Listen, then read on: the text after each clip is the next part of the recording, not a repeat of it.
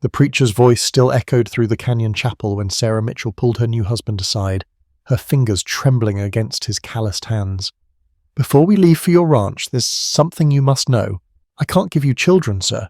Her voice cracked with shame, eyes fixed on the dusty floorboards. What rancher Caleb Hayes said next, loud enough for the entire congregation to hear, would be repeated in Silver Ridge for 50 years to come. Caleb Hayes took Sarah's trembling hands in his own rough, calloused ones and held them firm enough that she had no choice but to look up from the dusty chapel floorboards into his weathered face. His grey eyes held something she had not expected to see there, not anger at her deception or disappointment at her inadequacy, but a clarity that seemed to cut through every assumption she had brought with her on the long journey from Boston to this remote corner of the Colorado Territory. "Sarah Hayes," he said, and his voice carried through the small canyon chapel with the kind of authority that came not from volume but from absolute certainty. "I married you for partnership, companionship, and the courage I saw in your eyes when you stepped off that stage 3 days ago, looking like you expected the world to swallow you whole but determined to face it anyway." His grip tightened slightly, not painful but grounding, as if he could feel her preparing to pull away and bolt from the building. "I did not marry you for what you might produce or fail to produce, for heirs or bloodlines or any of the things this town seems to think make a marriage legitimate. I married you because in your letters you were honest about your fears and practical about your strengths, and because when I met you at the depot you did not simper or pretend or try to be anything other than exactly what you are. A woman who has survived judgment and come out the other side still standing." The congregation had fallen completely silent, the kind of silence that happens when people forget to breathe because they are witnessing something they sense they will be talking about for years to come. Old Mrs. Henderson in the third pew had her handkerchief pressed to her mouth and tears streaming down her weathered cheeks. Young Tommy Bradford, barely 14 and trying so hard to be a man, had his eyes wide with something like understanding of a truth too big for his years. Even Reverend Michaels, who had performed countless weddings in his 30 years serving Silver Ridge, stood at the altar with his Bible still open to the passage on marriage and stared at Caleb Hayes like he was seeing him clearly for the first time. Sarah felt something crack open in her chest, some hard shell she had built around her heart during all those years in Boston, when suitor after suitor had learned of her condition and withdrawn their interest with varying degrees of cruelty or pity, both equally devastating. "You need not be ashamed," Caleb continued, his voice dropping lower now but still carrying in that rapt silence. "Not here, not with me, not ever again. We will build something together, you and I, something based on what we choose and what we give freely, not on what biology demands or society expects." He turned then to face the congregation, his hand still holding Sarah's, his tall frame casting a long shadow in the afternoon light, streaming through the chapel's single stained glass window. "And if anyone in this town has something to say about the legitimacy of our union or the worth of my wife, you can say it to me directly, and we will settle it in whatever manner you prefer." The challenge hung in the air for a long moment before old Jacob Brennan, who had ranched in these parts for 40 years and whose opinion carried weight, stood slowly and began to clap, his gnarled hands making a sound like distant thunder. One by one the rest of the congregation rose and joined him, and Sarah Mitchell, who was now Sarah Hayes, felt the tears she had been fighting finally spill over and track through the dust on her cheeks. Stay with me, friends, and comment your city below. I'm sharing this story from Denver, Colorado. Subscribe to my channel, and let's see how far our story travels today. The ride out to the Double H Ranch took them through 7 miles of the most beautiful country Sarah had ever seen, though she had to keep wiping her eyes to see it clearly. The September prairie stretched in every direction, golden with late summer grasses that rolled like ocean waves in the constant wind, dotted here and there with dark clusters of cottonwood trees that marked the path of seasonal creeks. The sky overhead was so blue it almost hurt to look at, the kind of endless western sky that made the narrow streets and tall buildings of Boston seem like a prison she had not even known she was trapped in. Caleb drove the wagon with easy competence, his hands light on the reins, letting the 2 sturdy bays find their own pace on the well-worn track. He had removed his jacket in the warmth of the afternoon and rolled his sleeves to his elbows, revealing forearms corded with muscle and tanned dark from years of outdoor work. Sarah sat beside him in her travelling dress, suddenly very aware that she was alone with this man who was now her husband. This stranger she had agreed to marry, based on a handful of letters exchanged over 3 months and one brief meeting at the stage depot 3 days ago. The silence between them was not uncomfortable exactly, but it was full of things unsaid, questions that needed asking and answers that needed giving. Finally, Sarah gathered her courage and asked the question that had been burning in her mind since his declaration in the chapel. "Why did you answer my advertisement truly? Most men seeking wives want children, want heirs to leave their land to, want sons to carry their name.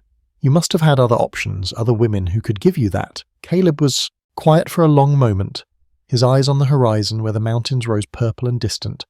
When he spoke, his voice was level, but Sarah could hear the old pain underneath it like bedrock under soil. "My first wife was named Catherine," he said. "We married young, both of us barely 20, full of dreams about building something together out here. She was from a good family in Denver, educated, musical, all the things a man was supposed to want.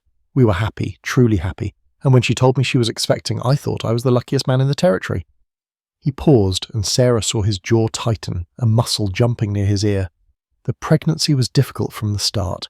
She was sick constantly, could barely keep food down, grew thin and weak even as her belly swelled. The doctor in Silver Ridge said it was normal, said women had been having babies since the beginning of time and we should not worry. But I worried, watched her fade a little more each day, heard her cry at night when she thought I was asleep. When her time came, it went on for 2 days of her screaming and bleeding and begging me to make it stop. The doctor did everything he knew how, but it was not enough. She died at dawn on the 3rd day, and the boy, we were going to name him James, he never took a single breath. The wagon rattled over a rough patch of ground, and Caleb's hands tightened on the reins, his knuckles white. "That was 3 years ago, come October," he continued. "I buried them both on the hill behind the ranch house, under the big oak tree. For a long time after that, I thought I would never marry again. Could not bear the thought of risking another woman's life for the sake of my own legacy or loneliness. But the house was so quiet, the winters so long, and I realized I was not living so much as just existing, going through the motions of life without any of the substance. So I thought about what I truly wanted, what I truly needed, and it was not an heir or a son to carry my name. It was someone to share the work and the silence, someone who could be a true partner, someone who understood that life does not always go according to plan, and that sometimes the things we cannot have matter less than the things we choose. When I saw your advertisement, when I read that you were barren and offering companionship and partnership instead of promising children you could not provide, I knew you were exactly what I had been looking for, even though I had not known how to name it." Sarah absorbed this, feeling the shape of his grief, and recognizing it as a mirror to her own, though hers had a different source. She had been 17 when the fever came, sweeping through Boston in the winter of 1868 and taking the weak and the unlucky. She had survived, but the fever had left its mark.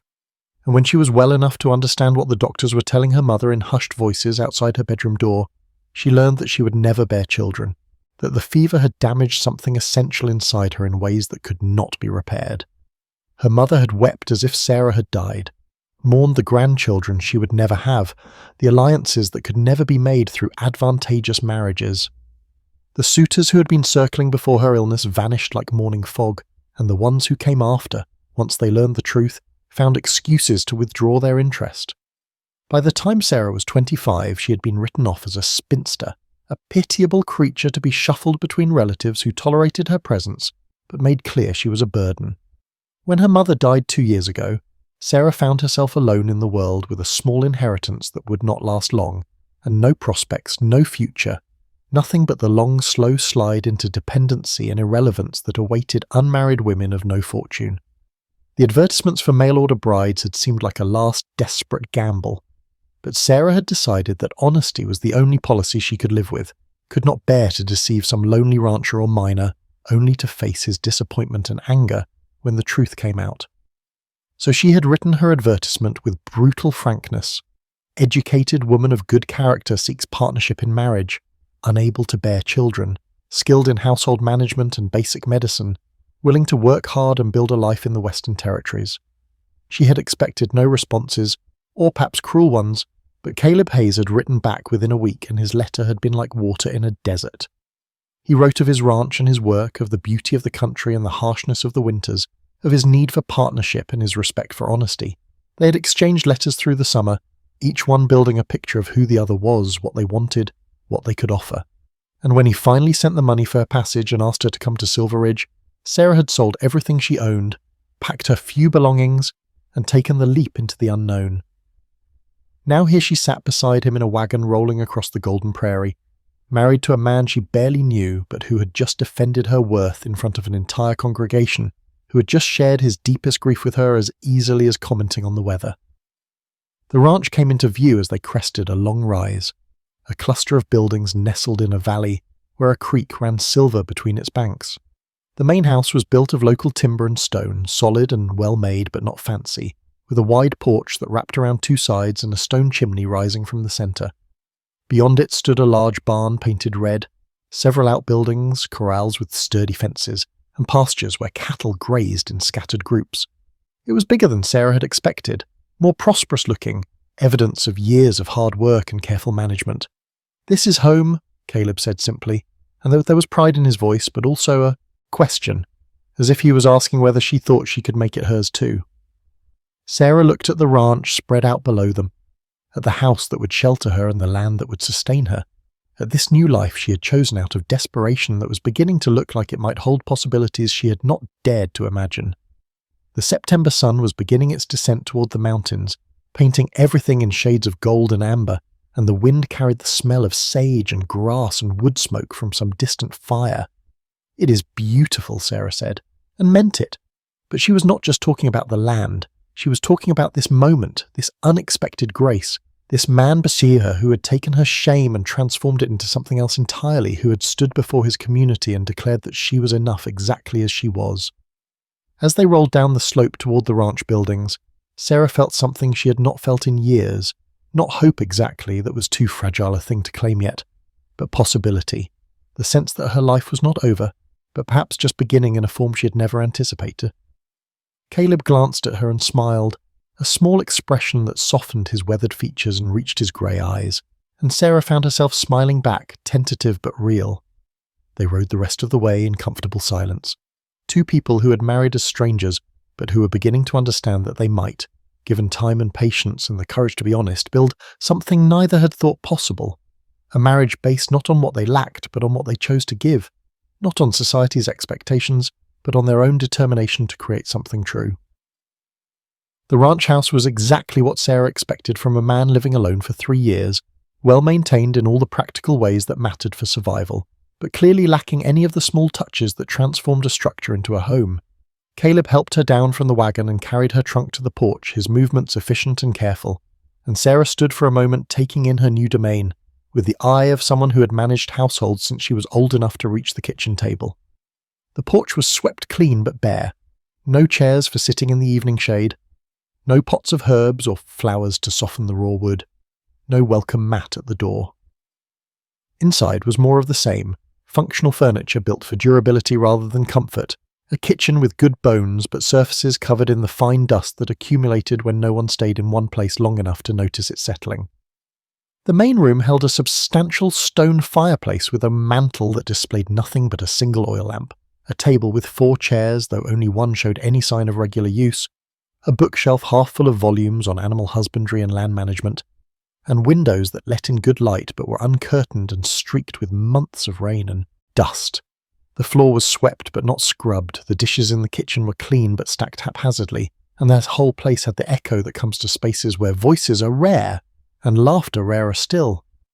"This is the main room," Caleb said somewhat unnecessarily, setting her trunk down and moving through the space with the uncomfortable awareness of a man suddenly seeing his living conditions through someone else's eyes. "Kitchen is through there, well pump just outside the back door, root cellar below the kitchen with stairs down. The house is solid, good stone foundation, roof does not leak, and the chimney draws clean. I built most of it myself after Catherine and I first married, added the second bedroom and the porch the year before she passed." He paused, running a hand through his dark hair in a gesture Sarah was beginning to recognize as a sign of discomfort. "I know it is not much compared to what you are accustomed to in Boston, but it is warm in winter and the location is good, protected from the worst winds and close to water." Sarah turned slowly, taking in every detail with the practiced assessment of a woman who had learned to find potential in unpromising circumstances. "It is well built," she said carefully, "and I can see the quality of the work. It just needs some attention to the details, some small comforts to make it feel less like a way station and more like a place where people actually live rather than just sleep between work shifts. If you have no objection, I would like to give it a proper cleaning, make curtains for the windows, Perhaps bring in some plants and put my mark on things. You are the lady of the house now, Caleb said, and there was relief in his voice as if he had been worried she would find it all beneath her standards and demand to return to town on the next stage. Do whatever you see fit. I will show you where the bedrooms are and you can choose which you prefer. He led her down a short hallway off the main room where 3 doors stood in a row. My room is here at the end, he said, gesturing to the farthest door but not opening it. This middle room was meant for children, for nursery and such, though it never got used for that purpose. And this one was Catherine's before she became too ill to manage the stairs to bed, after which I moved a cot into the main room for her. He opened the first door to reveal a room of good size with a large bed covered in a faded quilt, a wardrobe, a washstand with a chipped basin and pitcher, and a window that looked out toward the mountains. It has not been used since she passed, he added quietly. I could not bring myself to go in there for the longest time, and then, when I finally did, I just closed the door again and left it be. If you would rather have the middle room, I can move a bed in there, though it is smaller and has less light. Sarah stepped into what had been Catherine's room and felt the ghost of the previous occupant like a cold draft across her skin. The room was clean enough but frozen in time, a hairbrush still on the dresser with a few long dark hairs caught in the bristles, a book open face down on the small table beside the bed as if someone had just stepped out for a moment and would return to finish the chapter, a pair of delicate slippers tucked under the edge of the wardrobe. It was like standing in a shrine to the dead, and Sarah understood with sudden clarity that Caleb had left this room untouched, not out of respect, but because he could not face the finality of packing away the evidence that Catherine had existed, had lived and loved and died in this house. I will take this room, Sarah said firmly, turning to face Caleb, who stood in the doorway looking like he might be sick. But I will need to make it mine, which means I will need to pack away Catherine's things respectfully, and put them somewhere you can keep them if you wish, or dispose of them as you see fit. I cannot sleep in a dead woman's room, surrounded by her belongings, as if I am just keeping her place warm until she returns. Caleb flinched at the bluntness of her words, but nodded slowly. You are right, he said. I should have done it long ago, but I could not seem to make myself move past the door. If you can manage it, I would be grateful. There is a trunk in the barn where I could store her things, keep them safe but out of sight. Sarah felt a wave of compassion for this man who had carried his grief like a stone for 3 years. Unable to set it down but barely able to stand under its weight. We will do it together, she said gently. It is not right that you should have to face it alone, and I would not feel comfortable handling another woman's intimate belongings without your guidance on what should be kept and what should not. Tomorrow we can go through everything carefully and with the respect it deserves, but tonight I will just clear enough space to make it habitable for myself. They worked in uncomfortable silence as the afternoon faded into evening, Caleb showing her where things were stored and how the kitchen operated while Sarah began the mental inventory of what needed doing to transform this house from a bachelor's shelter into a proper home. The well water was cold and clean, the pump working smoothly, and Sarah filled the large kettle and set it to heat on the stove while Caleb went to tend the horses and check on the other animals. Alone in the house for the first time, Sarah let herself feel the weight of what she had done, travelled 2,000 miles to marry a stranger and commit herself to a life in a place where she knew no one and had no fallback if things went badly. The practical part of her mind that had kept her alive through years of social ostracism and financial uncertainty catalogued the assets and liabilities of her situation with ruthless honesty. Assets included a well-built house on good land, a husband who seemed decent if damaged, a community that had witnessed his public declaration of her worth, and her own considerable skills in household management and basic medicine. Liabilities included her complete dependence on a man she barely knew, her inability to fulfill what most people considered a wife's primary duty, the isolation of ranch life 7 miles from the nearest town, and the fact that she and Caleb were essentially strangers bound together by legal contract and mutual desperation. When Caleb returned from the barn, Sarah had managed to heat water and locate a mostly clean towel and basin. I thought we might want to wash before supper, she said. I brought some soap from Boston, good milled soap, not the harsh lye stuff, and there is enough hot water for both of us if we are careful. Caleb looked surprised, as if the small gesture of consideration was something he had not experienced in so long he had forgotten it existed.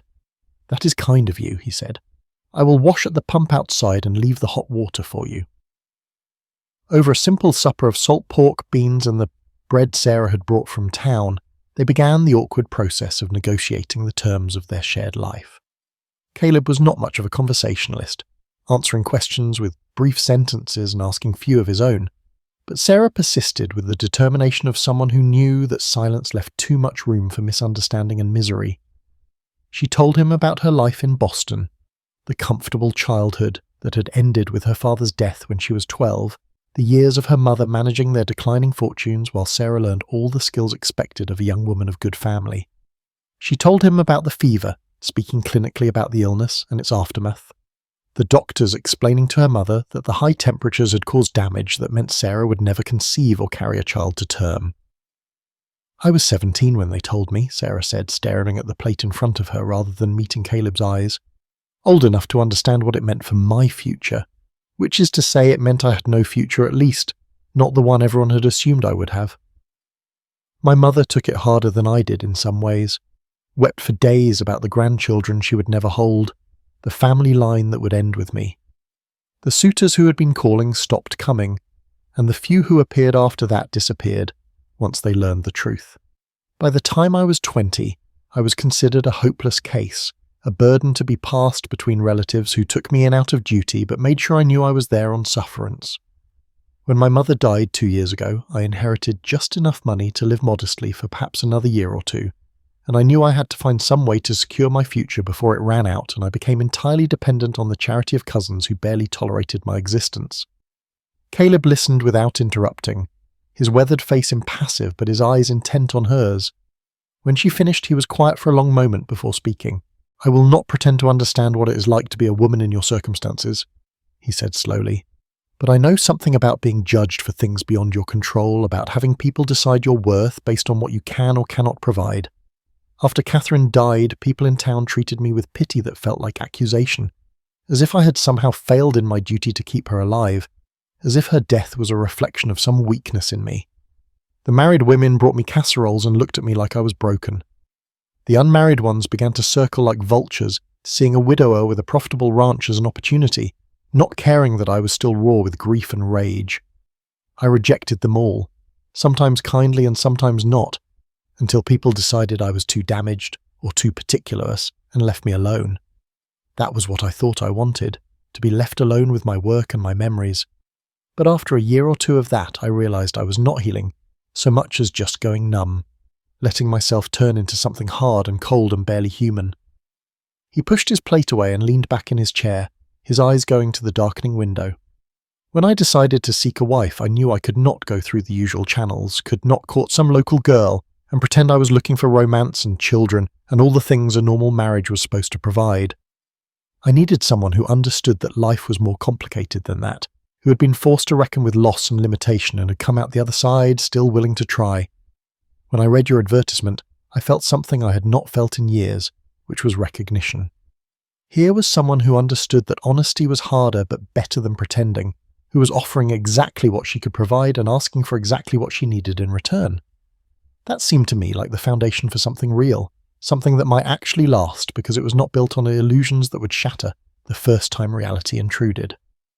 Sarah felt tears prick her eyes at his words, at the understanding they implied, at the possibility that perhaps she had not made a terrible mistake in coming here, but had instead found the one place in the world where her particular damage might fit with someone else's in a way that was livable if not exactly happy.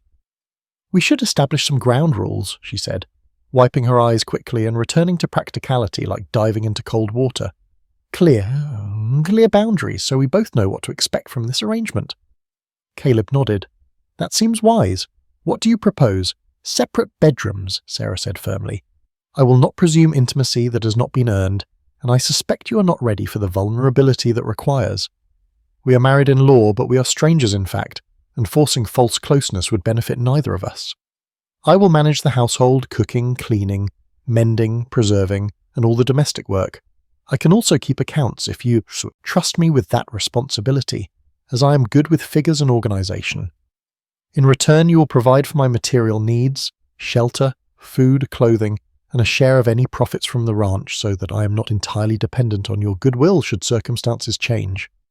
We will be partners in the running of this place, which means I expect to be consulted on decisions that affect our shared life, and you can expect the same from me.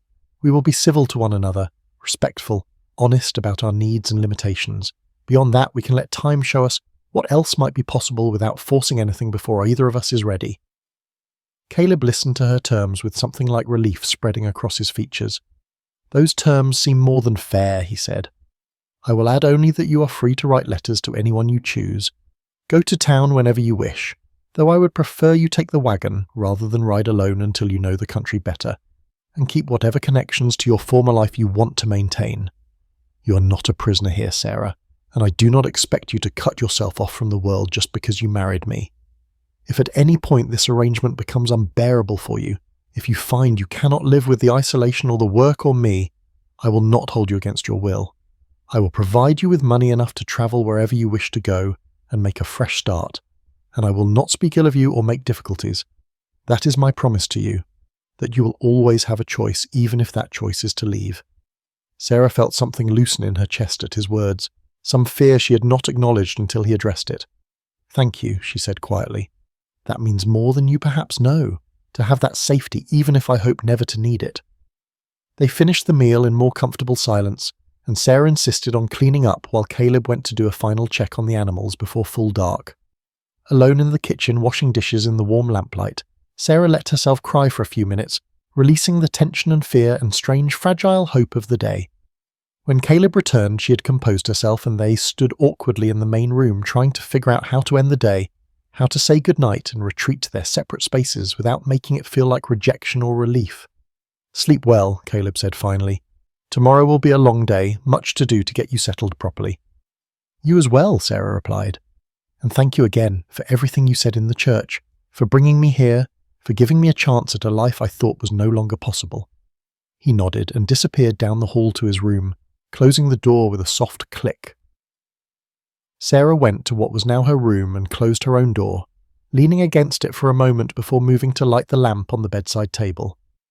In the warm glow, she began to unpack her trunk, hanging her few dresses in the wardrobe after removing Catherine's clothes and folding them carefully into a pile for tomorrow's sorting. Most of what Sarah owned could be measured in its usefulness, rather than its beauty. Practical garments for work, a single good dress for church and special occasions, sturdy shoes and boots. Undergarments mended so many times the original fabric was hard to distinguish from the patches.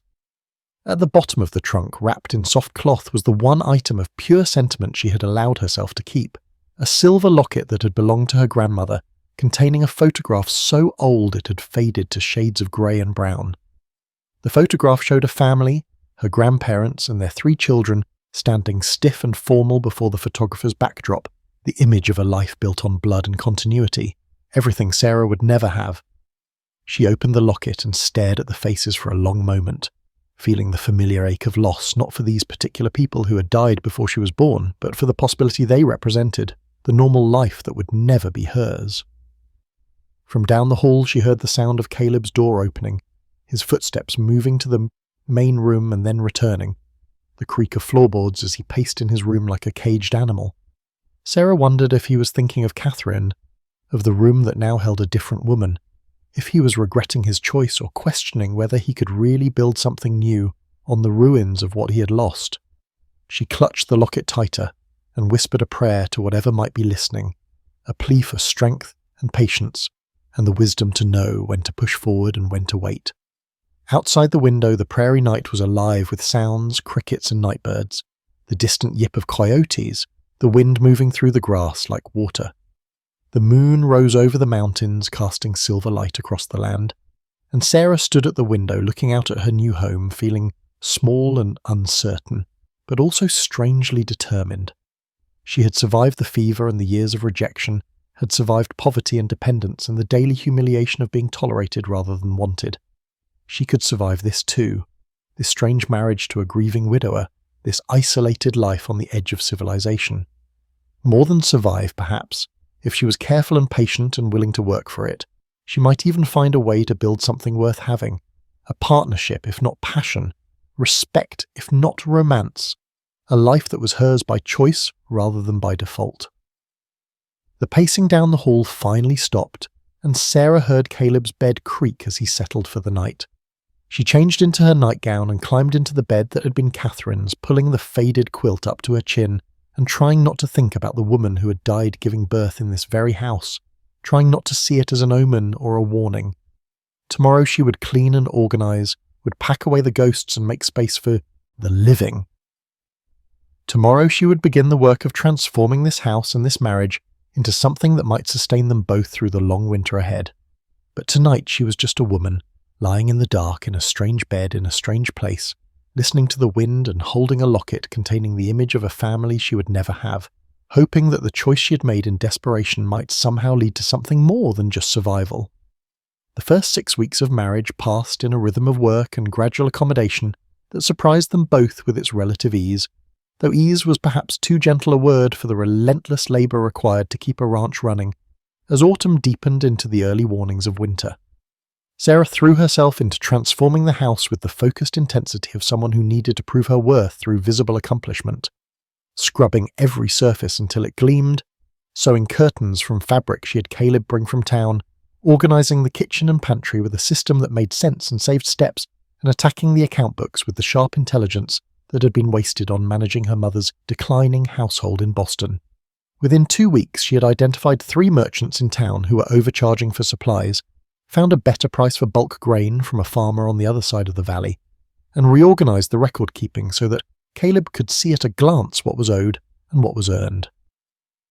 He came in one evening to find her surrounded by ledgers at the kitchen table, her hair escaping its pins and a smudge of ink on her cheek, and the look of satisfaction on her face when she showed him how much money her changes would save over the course of a year made something warm unfurl in his chest. "You have a gift for this," he said, studying the neat columns of figures and the notes she had made in her precise handwriting. Catherine had never had much interest in the business side of things, preferred to leave it all to me, but I'm not naturally organised and things got away from me after she died. This is exactly what the ranch needed, what I needed, though I did not know how to ask for it. Sarah felt a flush of pride at his words, at being valued for something she could actually do rather than dismissed for something she could not, and she found herself working even harder to justify his faith in her abilities. For his part, Caleb began teaching Sarah the practical skills she would need to manage on the ranch, starting with riding since being able to handle a horse was essential for everything else. He was a patient teacher, showing her how to approach the gentlest mare in his small herd, how to read the animal's mood from the position of its ears and the tension in its muscles, how to sit balanced in the saddle and use her weight and voice rather than forced to communicate what she wanted. Sarah had never been on a horse in her life. The closest she had come was sitting in carriages driven by hired men, and the first few attempts left her sore and frustrated and convinced she would never master it. But Caleb never lost patience, never made her feel foolish for her fear or her awkwardness, just kept working with her day after day until the morning she realised she was enjoying it, the rhythm of the horse's gait and the feeling of moving across the land under her own power rather than being transported like a piece of luggage. He taught her other things too, how to check cattle for signs of illness, how to mend a fence line properly so it would hold through winter storms, how to read the sky for weather and the land for water, how to shoot the rifle he insisted she learn to handle in case of emergency. "You are alone here most days while I am working the far pastures," he explained, as they stood in the yard with tin cans lined up on fence posts for target practice. "I need to know you can protect yourself if something happens, wolves or mountain lions or worse." Sarah understood that worse meant men, drifters or outlaws or any of the other dangers that came with isolation, and she applied herself to learning despite her distaste for the violence implicit in the weapon.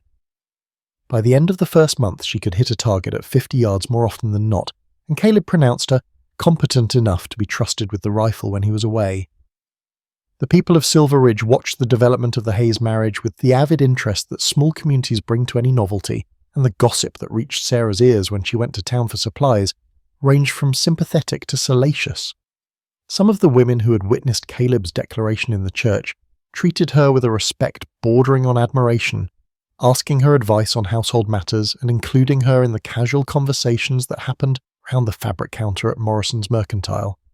But others whispered behind their hands about the separate bedrooms that everyone somehow knew about despite Sarah's attempts at discretion, speculating that the marriage was not a real marriage at all, but some kind of business arrangement that would end badly. When Caleb came to his senses and realised he needed a proper wife who could give him children. Mrs. Beatrice Colson, a sour-faced widow who seemed to find fault with everyone and everything, made a point of remarking loudly within Sarah's hearing that it was unnatural for a married couple to live like brother and sister, and that no good could come of a union that defied the natural order of things. Sarah held her head high and refused to engage, conducting her business with quiet dignity, and refusing to give the gossips the satisfaction of seeing her rattled, but the words stung nonetheless because they echoed her own deepest fears about her inadequacy and the temporary nature of the security she had found. Caleb heard the talk too, and his response was characteristically direct and effective. When Ben Tucker made a crude joke at the hardware store about Caleb's sleeping arrangements, suggesting that maybe he did not know what to do with a wife in his bed, Caleb grabbed him by the shirt front and slammed him against the wall hard enough to rattle the tools hanging there. "My wife is a lady, and you will speak of her with respect, or you will answer to me. Do you understand?" The shocked silence that followed and Tucker's stammered apology spread through town faster than the original gossip. And after that, people were more careful about what they said where Caleb might hear it, though Sarah suspected the whispers continued in private. It was in the 6th week, just as Sarah was beginning to feel settled and cautiously optimistic about their arrangement, that Marcus Devlin rode onto the property with 2 of his ranch hands trailing behind like an honor guard. Sarah saw them coming from the kitchen window and felt an immediate unease at the sight. Something about the way Devlin sat his horse with arrogant ease, about the calculation in his pale eyes as he surveyed the Hayes ranch like he was measuring it for purchase. She found Caleb in the barn repairing a saddle and told him they had visitors, and she saw his jaw tighten when she described who it was. Devlin had been trying to buy up water rights throughout the valley for the past 2 years, building an empire of connected properties that would give him control over the best grazing land and the ability to dictate terms to the smaller ranchers who depended on creek access for their herds. Caleb had refused his offers repeatedly, and each refusal had been met with a higher price and thinly veiled implications that refusing was unwise. But this was the first time Devlin had come in person rather than sending one of his men with a written proposal. "Stay in the house," Caleb told Sarah, his hand going automatically to check that his rifle was where he had left it. "Devlin is not a man to be trusted, and I would rather you were not part of this conversation." But Sarah had not spent 6 weeks learning to be a ranch wife only to hide in the kitchen when trouble came calling, and she followed him out into the yard despite his frown of disapproval. "If this concerns our property, then it concerns me as well," she said quietly. "I am your partner in this venture, and I will stand with you." Devlin was a big man running to fat, with the kind of face that might have been handsome in youth, but had coarsened with age and dissipation into something unpleasant to look at, all jowls and broken veins and eyes like chips of dirty ice. He sat his expensive horse with the ease of someone who had been riding since childhood, but who no longer did much of the actual work of ranching, preferring to direct his small army of employees while he managed the business side from his mansion in town. "Good morning, Hayes," he said, his voice carrying the false heartiness of a man used to getting his way through a combination of charm and intimidation. "I thought it was time we had a talk man-to-man about the future of this valley." "We have talked," Caleb replied evenly, "multiple times, and my answer has not changed. My water rights are not for sale at any price." "Ah, but circumstances change," Devlin said, his eyes sliding to Sarah with an interest that made her skin crawl. "I heard you had married. Thought perhaps a man with new responsibilities might be more open to ensuring his family's financial security.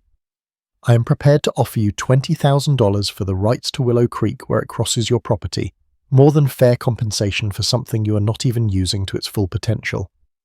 $20,000 would set you up quite comfortably, allow you to expand in other directions, or simply bank it against hard times. It is a generous offer, Caleb, more generous than you will get from anyone else." The sum was staggering, more money than Sarah had imagined existed outside of banks and railroad companies, but she could see from Caleb's face that no amount would tempt him, because this was not about money, but about independence, and the refusal to be pushed around by men like Devlin who thought everything had a price. "The water rights stay with my land," Caleb said flatly. "They have been in my family for 20 years, were part of the original homestead claim my uncle filed, and they will stay with this ranch as long as I own it. I appreciate the offer, but the answer is no, and it will continue to be no matter how many times you ask or how high you go." Devlin's false smile thinned into something harder and less pleasant. "That is unfortunate," he said. "I had hoped we could settle this in a friendly manner, as neighbours should. But I have to tell you, Hayes, that I'm going to get those water rights one way or another. I have plans for this valley, big plans that will bring prosperity and progress, and I cannot let one stubborn man stand in the way of that. If you will not sell willingly, then perhaps we need to explore other options." "That sounded like a threat," Caleb said quietly, his hand moving closer to the rifle propped against the porch railing. "I would advise against making threats on my property, Devlin." "Not a threat, just a statement of fact." Devlin's eyes went back to Sarah, travelling over her in a way that made her want to take a bath. "Though I must say, Hayes, I am surprised at your choice of bride. When I heard you had married, I assumed you would pick someone young and fertile, someone who could give you the sons every rancher needs to build a legacy. Instead you chose," he paused, clearly searching for a word that would wound, "a woman of uncertain prospects. Barren, I believe is the term, though perhaps I am mistaken." The silence that followed was absolute, broken only by the wind moving through the grass and the nervous shifting of Devlin's horse. Sarah felt the blood drain from her face, felt the old shame and humiliation rise up like bile in her throat, but before she could speak, Caleb had moved, crossing the space between them in 3 long strides and grabbing Devlin's boot where it rested in the stirrup. "You will apologize to my wife," Caleb said, his voice low and deadly, "or you will get down off that horse and we will settle this the old-fashioned way." "I am simply stating facts," Devlin said, though his voice had lost some of its confidence in the face of Caleb's barely controlled rage. "Everyone knows she cannot give you children, that she came west because no man in Boston would have her. I am only thinking of your future, Hayes. A man needs sons, and when you grow tired of playing house with a barren woman, you will realize that $20,000 could buy you a fresh start with a wife who can actually fulfill her duties." Caleb yanked hard enough to unbalance Devlin, who had to grab the saddle horn to keep from falling. "Get off my land," Caleb said. "Now, before I do something we will both regret. And if you ever speak of my wife in that manner again, if you even look at her wrong, I will come to that big house of yours in town and drag you out into the street and beat you until you cannot walk. Do you understand me?" Devlin jerked his boot free and his horse danced backward, sensing the tension. His face had gone red with anger and embarrassment at being manhandled in front of his own men, but he was not stupid enough to push it further in the moment. "This is not over, Hayes," he said, wheeling his horse around. "You are making a mistake that you will come to regret, and when that day comes, do not expect any mercy from me." They watched him ride off, his men following in uncomfortable silence, and when they were out of sight, Caleb turned to Sarah with something like anguish in his eyes. "I am sorry," he said. "Sorry that you had to hear that. Sorry that I brought this trouble to your door by refusing to sell." She wanted to tell him it was not his fault, that she had heard worse in her years as an unmarried woman in Boston, that Devlin's words only hurt because they were true. But the words stuck in her throat, and all she could manage was a nod before turning and walking back into the house on legs that felt unsteady. She made it to her room before the tears came, pressing her face into her pillow to muffle the sobs that she had held back for 6 weeks of determined competence and careful optimism. All her work, all her efforts to prove her worth, all of it meaningless in the face of the one thing she could not change or fix or compensate for. Barren! The word echoed in her mind like a curse, reducing her to nothing but a failure at the most basic function of womanhood. She did not hear Caleb come to her door, did not know he was there until he knocked softly and said her name. "Sarah, please, I need to know you're all right."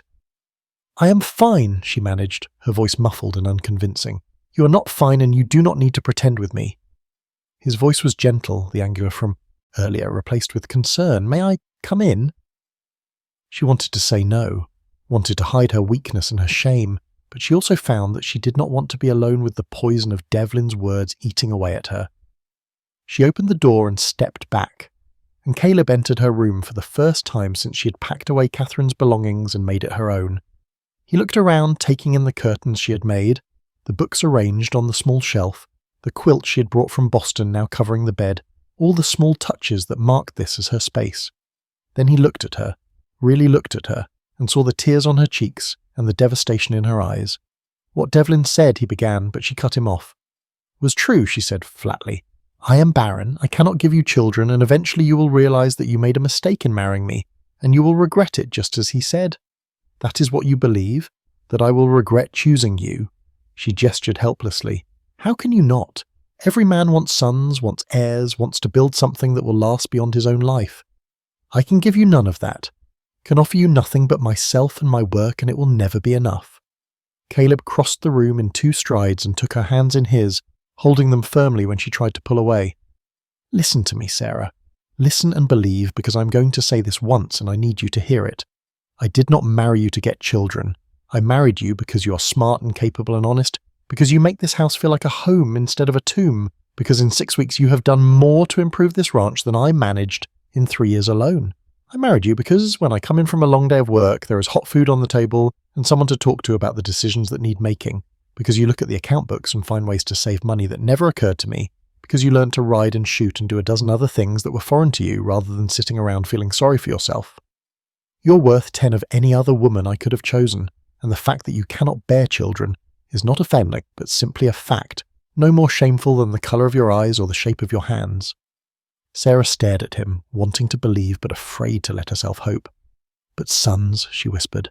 "Legacy. Devlin was right that men need. Devlin is a fool who measures worth in terms of property and bloodlines because he has nothing else to value."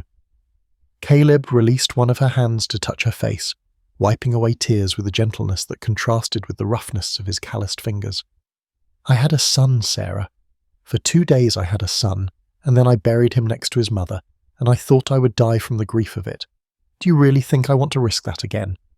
Do you think I want to put another woman through what Catherine suffered, watch her fade and suffer and die trying to give me something I am not even sure I want anymore?" He shook his head. "I meant what I said in the church. I married you for partnership and companionship, for someone to share this life with, who sees me as something other than a widower or a catch or a means to financial security. You see me as Caleb, just Caleb, flawed and damaged, and trying to build something good out of the wreckage of what I lost. And I see you as Sarah, brilliant and strong and braver than you give yourself credit for, worth more than any number of theoretical children could ever be."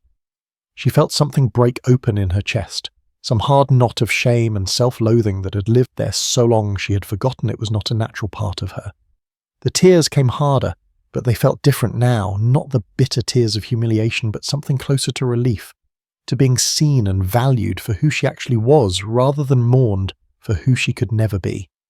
Caleb held her while she cried, awkward but sincere, and when she finally pulled back and wiped her eyes, she felt lighter than she had in years. The sabotage started small, so small they almost missed it at first. A fence section that Caleb was certain he'd secured properly came down in the night, letting a dozen head of cattle wander onto the open range where it took a full day to round them up again. A week later, the water in the main trough turned foul, and when Caleb investigated, he found a dead coyote stuffed into the pipe that fed it from the spring. Deliberate sabotage that cost them 2 days of work to clean and repair. Then one of the mares came up lame with a stone bruise that looked suspiciously like it had been caused by someone throwing rocks at her legs, though there was no way to prove it. Each incident on its own could be dismissed as bad luck or accident, but taken together they formed a pattern that made Caleb's jaw tight with anger and his eyes constantly scanning the horizon for trouble. He did not need to say who he suspected. The timing was too convenient, coming as it did just days after Devlin's visit and veiled threats. But without proof there was nothing to be done except be vigilant and repair the damage and try to prevent the next attack. Sarah found herself jumping at shadows, startling at unexpected sounds, keeping the rifle closer at hand than before. The violation of their space, the knowledge that someone was creeping around their property in the night doing harm, made her feel unsafe in a way she had not felt since arriving. Caleb started sleeping lighter, waking at the smallest noise and checking the property multiple times each night, until exhaustion made him short-tempered and careless during the day. They were eating a tense dinner one evening, both of them tired and on edge from another long day of repairing damage to the south fence line, when Sarah finally said what they had both been thinking. "We need help. We cannot watch the entire property ourselves and still do the work that needs doing. Devlin is counting on wearing us down, making us so tired and frustrated that selling starts to look like the easier option." Caleb pushed food around his plate without eating. "I know, but bringing in hired help means trusting someone else, paying wages we had not budgeted for, and admitting that we cannot handle this ourselves." "It is not about handling it ourselves," Sarah said firmly. "It is about being smart enough to know when we are outmatched. Devlin has a dozen men working for him, maybe more. We are 2 people trying to cover hundreds of acres. The mathematics alone should tell you we need assistance." He smiled despite his frustration, that small expression that transformed his face from grim to something approaching handsome. "When did you become the voice of reason in this partnership? Someone has to be, and you are too stubborn to admit when you need help." She reached across the table and took his hand, a gesture that had become more natural over the past weeks as physical distance gave way to cautious affection. "Caleb, I know you pride yourself on being self-sufficient, on not depending on anyone, but that is not strength. Real strength is knowing when to ask for assistance and trusting people enough to let them help. We are in this together, you said so yourself, and together means we face this threat as a team, and we bring in whatever resources we need to protect what is ours." He turned his hand over and laced his fingers through hers, the calluses on his palm rough against her softer skin. "You are right," he admitted. "I will ride to town tomorrow and see who might be willing to hire on for a few weeks, at least until we can figure out what Devlin is planning and put a stop to it." They found 2 men willing to work, young brothers named Jack and Tom Peterson, who had a small claim of their own but needed cash to get through the winter. Caleb put them to work on rotating night watches, one sleeping while the other patrolled the property boundaries, and the sabotage stopped immediately, as if Devlin or his men had been waiting for exactly this response. But the cessation of attacks did not bring relief. Instead, it felt like the pause before a storm, the eerie calm when the wind dies and the animals go silent, and everyone knows something worse is coming, but cannot say what or when. Sarah threw herself into preparing for winter with even more intensity than before, preserving everything from the garden, organising supplies, making sure they would be self-sufficient if they got snowed in for weeks at a time.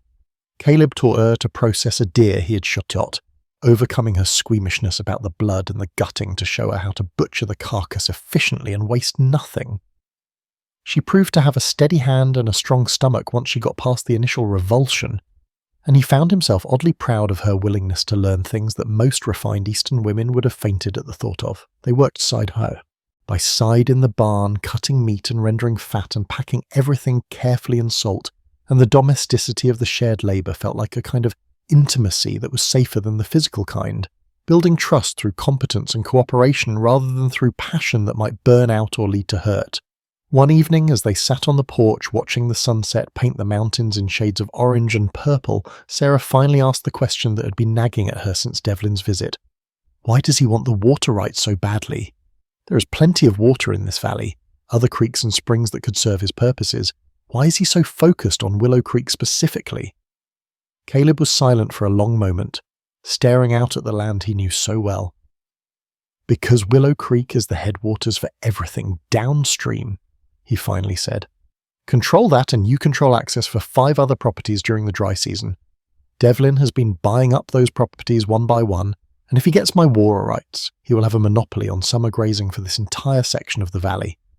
Any rancher who wants to keep cattle here will have to pay him for access or sell out to him at whatever price he decides is fair. It is not about need, Sarah. It is about power and control and building an empire where he is the undisputed king. So he will not stop," she said quietly. "Not until he gets what he wants or until something forces him to give up." Caleb nodded. Men like Devlin do not give up. They just change tactics. We stopped his sabotage by bringing in the Peterson brothers, so now he will try something else. Something we have not anticipated. We need to be ready for anything. Sarah looked at her husband in the fading light, at the tension in his shoulders and the weariness around his eyes, and felt a fierce protectiveness rise up in her that surprised her with its intensity. This was her home now, her life, her partnership, and she would not let Marcus Devlin or anyone else take it from them. "Whatever comes," she said, "we will face it together. That is what partners do." Caleb looked at her and smiled, real warmth in his eyes, and reached over to take her hand. Together, he agreed, and the word felt like a promise and a vow, stronger than the ones they had spoken in the church, because these were chosen freely and meant with full understanding of what they were committing to. The sun slipped below the mountains, and darkness began to spread across the valley, bringing with it the first real cold of approaching winter, and the knowledge that they were living on borrowed time before Devlin made his next move. But for now, in this moment, they sat side by side in the gathering dark and drew strength from the simple fact of not being alone.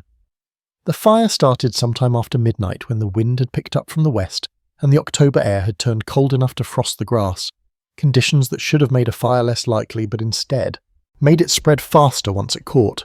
Sarah woke to the sound of the horses screaming, a sound she had never heard before but recognised instantly as terror, and she was out of bed and running before her mind fully caught up with what was happening. Through her window she could see the barn lit up like a bonfire, flames already reaching through the roof and casting hellish light across the yard, and the paralysis of shock lasted only a heartbeat before training took over and she was grabbing her robe and running for the door. She met Caleb in the hallway, both of them moving fast, and the look on his face was one of pure anguish, because the barn held not just hay and equipment, but 6 horses, including the gentle mare that had taught Sarah to ride, and the big gelding that had been his companion for 10 years. The Peterson brothers were already in the yard, Tom pumping water furiously, while Jack tried to get close enough to open the barn doors against the wall of heat that pushed him back. Caleb did not hesitate, just grabbed a bucket, dumped it over his head and shoulders, and ran straight into the inferno before Sarah could scream at him to stop. She stood frozen for a terrible moment, watching him disappear into the smoke and flames, every instinct telling her to run after him, but her rational mind knowing that would only give him another person to worry about instead of helping. Then she heard the sound of hoofbeats and voices, and turning saw riders coming hard from the direction of town, neighbours who had seen the glow against the sky and come to help without being asked, because that was what people did in this country, where survival often depended on cooperation rather than independence. Jacob Brennan was first off his horse, the old rancher who had started the applause in the church, and he took command of the chaos with the calm authority of someone who had fought fires before and knew what needed to happen. "We need a bucket line from the well to the barn," he shouted. Women and children on the line passing buckets, men on the fireside throwing water where it will do the most good. "Mrs. Hayes, you and the other ladies organise the buckets and keep them moving. We need speed more than Judkin's strength here." Sarah wanted to argue, wanted to run into the barn after Caleb, but she could see the sense in Brennan's orders, and she knew the best thing she could do for her husband was keep the water flowing so he had a chance of getting those horses out alive. She positioned herself at the well next to Tom Peterson, hauling up bucket after bucket and passing them to Martha Brennan, who stood next in line, and the rhythm became automatic, pull and pass, her arms burning and her lungs aching from the smoke that the wind kept pushing into their faces. The barn doors had been forced open somehow, and horses were emerging in panicked groups, wild-eyed and smoking, herded by Caleb, who appeared and disappeared in the smoke like a ghost. 1, 2, 3 horses made it out and were caught by men who led them away to safety. But Sarah could hear more inside still screaming, and she knew there were at least 3 left, including the mare and Caleb's gelding. The heat was intense even from 50 feet away, making the air shimmer and hard to breathe, and Sarah's eyes streamed tears from the smoke and the terror of watching the barn collapse with Caleb still inside. He emerged again, driving the mare ahead of him, his shirt soaking and his face black with soot, and Sarah felt a surge of relief so intense it made her knees weak. But as he turned to go back in for the last 2 horses, there was a terrible cracking sound, the kind of sound that means structural failure, and the main support beam that ran the length of the barn gave way and came down in a shower of sparks and burning timber. The beam caught Caleb across the shoulders and drove him to the ground just inside the door, pinning him there while flames licked closer and the rest of the structure groaned its warning that total collapse was imminent. Sarah heard herself screaming his name, heard Jacob Brennan shouting orders to get ropes, heard the Peterson brothers running toward the barn, but she was already moving before any conscious decision was made. She grabbed the bucket she had just filled, dumped it over herself like she had seen Caleb do, and ran toward the burning barn with single-minded focus that left no room for fear or hesitation. Hands grabbed at her, Jacob Brennan trying to hold her back, Martha shouting that it was too dangerous, but Sarah twisted free with strength she did not know she possessed and kept running. The heat hit her like a physical wall, stealing her breath and making her skin feel like it was shrinking, but she could see Caleb through the smoke, could see him struggling to lift the beam that had him trapped, and nothing on earth was going to stop her from reaching him. The smoke inside was worse than the heat, thick and choking, making it impossible to see more than a few feet in any direction and filling her lungs with every breath. Sarah dropped to her hands and knees where the air was slightly clearer and crawled toward where she had last seen Caleb, calling his name and trying not to think about what would happen if the rest of the roof came down before she reached him. Her hands found him first, his boot and then his leg, and she crawled along his body until she could see his face through the murk. His eyes were open but unfocused from pain or smoke or both, and the beam across his shoulders was old timber that had been holding up the roof for 20 years and now held him pinned like an insect. "Caleb!" she shouted over the roar of the fire. "Can you move at all?" He tried to push up, but the beam was too heavy, easily 400 pounds of solid wood that would have been difficult for several men to lift, let alone one woman and a half-conscious man. His eyes focused on her face, and she saw recognition and horror dawn there. "Sarah, get out," he gasped. "The whole thing is coming down, not without you." He braced her back against a stool post that was still solid and got her feet under the beam, using her legs to push upward with everything she had. The beam shifted slightly, maybe an inch, and Caleb tried to drag himself forward but could not get enough leverage. Sarah pushed harder, her legs trembling and her vision going grey at the edges from effort and smoke, and she felt the beam lift another precious inch. "Move!" she screamed at him. "Move now while I have it!" He used his arms to drag himself forward, slow, agonizing progress measured in inches, and Sarah held the beam up through sheer force of will and the knowledge that if she let go he would die here, and she would have failed the one person who had valued her for exactly who she was.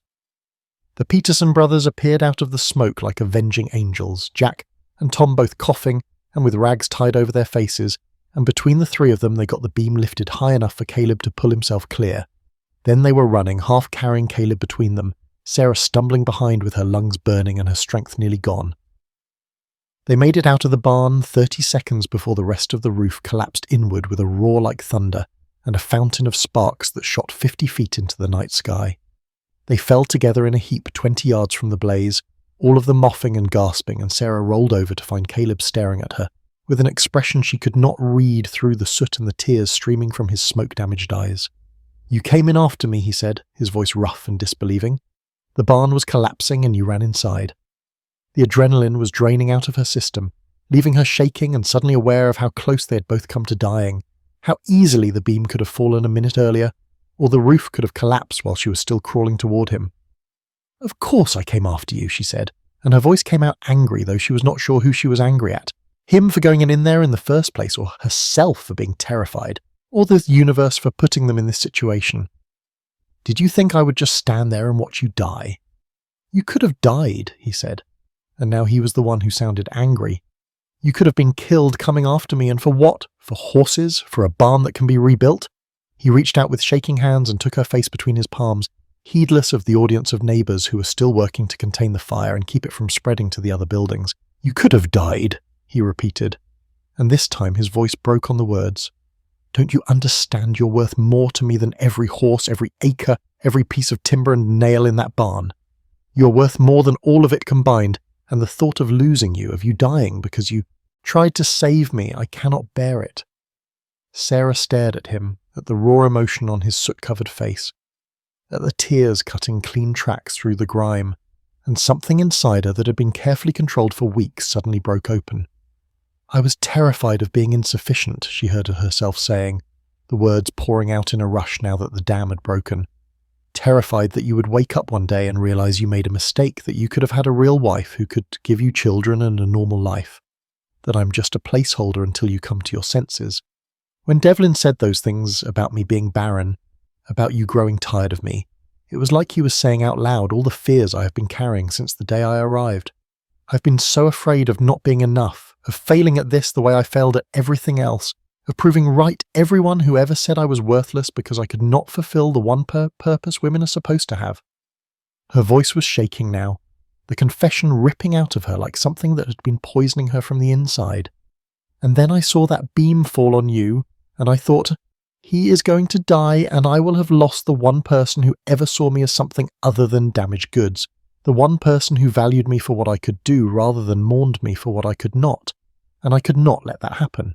I could not let you die without knowing that you matter to me, that this marriage is not just a business arrangement or a convenience, but something real, something worth risking everything for. Caleb pulled her closer, their foreheads touching, both of them filthy and reeking of smoke and trembling from exhaustion and emotion. "You're not insufficient," he said fiercely. "You're not a placeholder or a mistake or anything less than exactly what I needed, even when I did not know I needed it.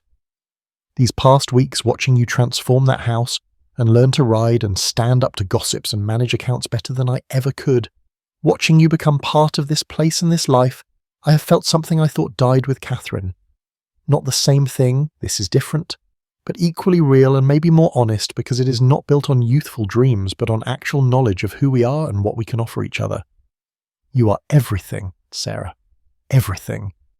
And then he kissed her, fierce and desperate and tasting of smoke and salt tears, and Sarah kissed him back with all the pent-up longing and fear and relief that had been building since the moment she stepped off the stage in Silver Ridge.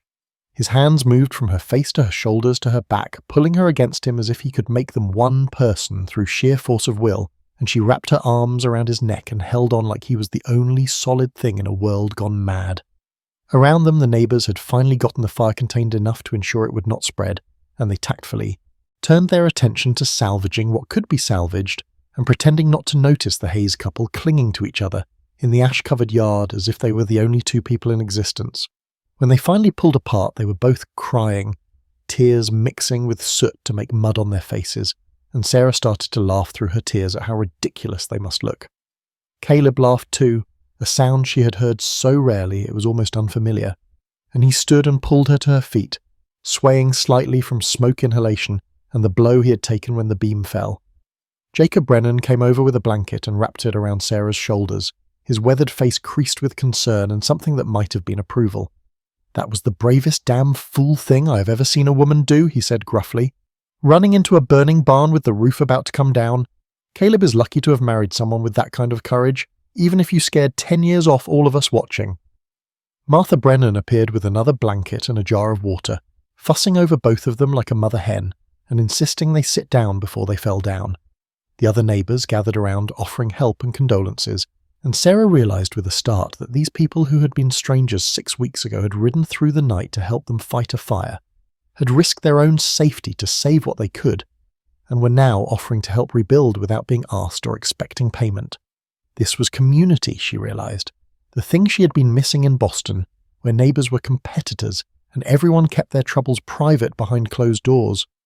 Out here, where survival was hard and the land was harsh, people understood that helping each other was not charity but necessity, that today's fire could be tomorrow's flood or next week's blizzard, and the only way anyone made it through was by standing together. Caleb's voice was raw when he thanked them, hoarse from smoke but sincere, and he made a point of shaking every man's hand and thanking every woman by name for coming to help. The fire had destroyed the barn completely, nothing left but the stone foundation and smouldering timbers, but the other buildings were safe and all 6 horses had survived, though several had minor burns that would need tending. It could have been so much worse, Martha Brennan kept saying, and she was right, though the loss was still devastating. The barn had held not just animals but hay enough to feed them through winter, equipment that could not be easily replaced, tools and tack and supplies that represented years of accumulated resources. The financial blow was significant, but as Sarah stood there wrapped in a blanket watching the last flames die to embers, she realised that what they had gained was worth more than what they had lost. They had gained the certain knowledge that they were not alone, that their neighbours would come when needed. More importantly, they had gained each other in a way that went beyond the careful partnership they had been building, had broken through the walls of self-protection and found something raw and real and worth fighting for. When the last neighbours finally left with promises to return in the morning to help assess the damage and start planning the rebuild, Sarah and Caleb walked slowly back to the house, leaning on each other for support. They were both exhausted, every muscle aching, lungs still burning from smoke, but neither wanted to let go, to break the connection forged in crisis. Inside the house, Sarah heated water for washing, and they took turns at the kitchen basin, scrubbing away layers of soot to reveal skin pink and tender from heat exposure. Caleb had burns on his hands and shoulders, nothing serious but painful, and Sarah cleaned them with gentle efficiency and wrapped them in strips of clean cloth soaked in the salve she had made from comfrey and calendula. He sat still under her ministrations, watching her face with an intensity that made her self-conscious until she looked up and met his eyes and saw there not just gratitude but something deeper, something that made her breath catch. When she finished bandaging his hands, he caught her wrist gently and pulled her closer, positioning her between his knees as he sat in the kitchen chair. "I meant what I said out there," he told her quietly. "You are everything to me. I know I have been holding back, keeping distance, protecting myself from getting hurt again, but tonight when I thought I might lose you, I realized that trying to protect myself was the real mistake. I am already in too deep to protect myself, Sarah. I love you." The words hung in the air between them, simple and terrifying and true, and Sarah felt her heart stutter in her chest. She had not expected this, had not dared to hope that what was growing between them might be called love, had settled for partnership and respect and thought that would be enough. But hearing him say it, seeing the vulnerability in his face as he waited for her response, she knew that it was true, and that she felt the same way, even if she had been too afraid to name it. "I love you too," she whispered, and saying it out loud felt like stepping off a cliff into empty air, exhilarating and terrifying at once. "I think I have loved you since you stood up in that church and told everyone I was enough, exactly as I am, but I was too scared to admit it even to myself. Scared that if I let myself love you, then losing you would destroy me. Scared that this was too good to be real and would be taken away like everything else I ever wanted. But tonight, when I saw that beam fall and thought you might die, I knew that whether I admitted it or not, I already loved you too much to survive losing you, so I might as well be honest about it and take whatever time we have together." Caleb stood and pulled her into his arms, and this kiss was different from the desperate one. In the yard, slower and deeper and full of promise. When they finally broke apart, they were both breathing hard, and the question hung in the air unspoken but clear. Sarah took his bandaged hand carefully in hers and led him down the hall past her room and his, to the middle room that had been meant for children but had stood empty all these years. "We start fresh," she said. "Not in Catherine's room or in mine, but somewhere that belongs to both of us, somewhere we choose together." He nodded understanding, and together they made up the bed with clean linens from the chest, opened the window to let in cool air to clear the smell of smoke that clung to everything, and lit the lamp on the bedside table. They came together tentatively at first, both aware that this was a threshold they were crossing that would change everything, transform their careful partnership into something more vulnerable and binding. But tenderness gave way to urgency, months of suppressed longing, and the adrenaline of survival combining into something fierce and consuming, and when they finally lay tangled together in the narrow bed with moonlight streaming through the window, Sarah felt more at home than she ever had anywhere. Caleb held her close, one hand gentle on her back and the other tangled in her hair, and murmured into the darkness all the things he had been holding back for fear of being too much or moving too fast. He told her about the mornings he had watched her from the barn, seeing her move around the kitchen through the window and feeling grateful for her presence. He told her about the nights he had lain awake listening to her breathe in the next room and fighting the urge to go to her. He told her about the moment he had known he was falling in love, when she had stood up to Mrs. Colson in the mercantile, with quiet dignity, and refused to be made to feel ashamed.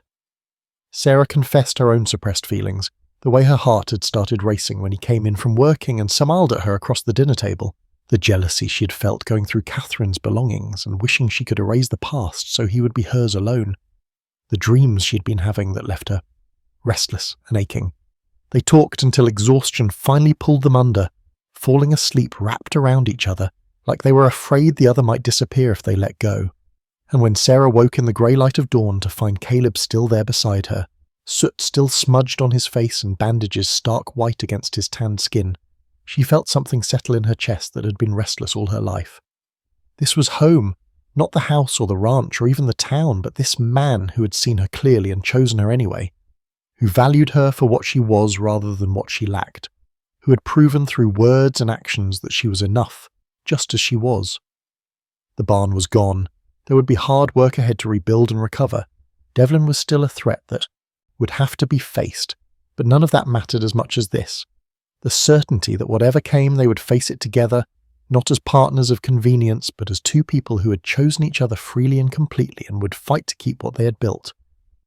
The days following the fire brought a transformation to the Hayes household that would have been impossible to predict from the careful partnership they had maintained for those first 6 weeks, as if the crisis had burned away not just the barn, but all the pretense and self-protection that had kept them at a safe emotional distance from each other.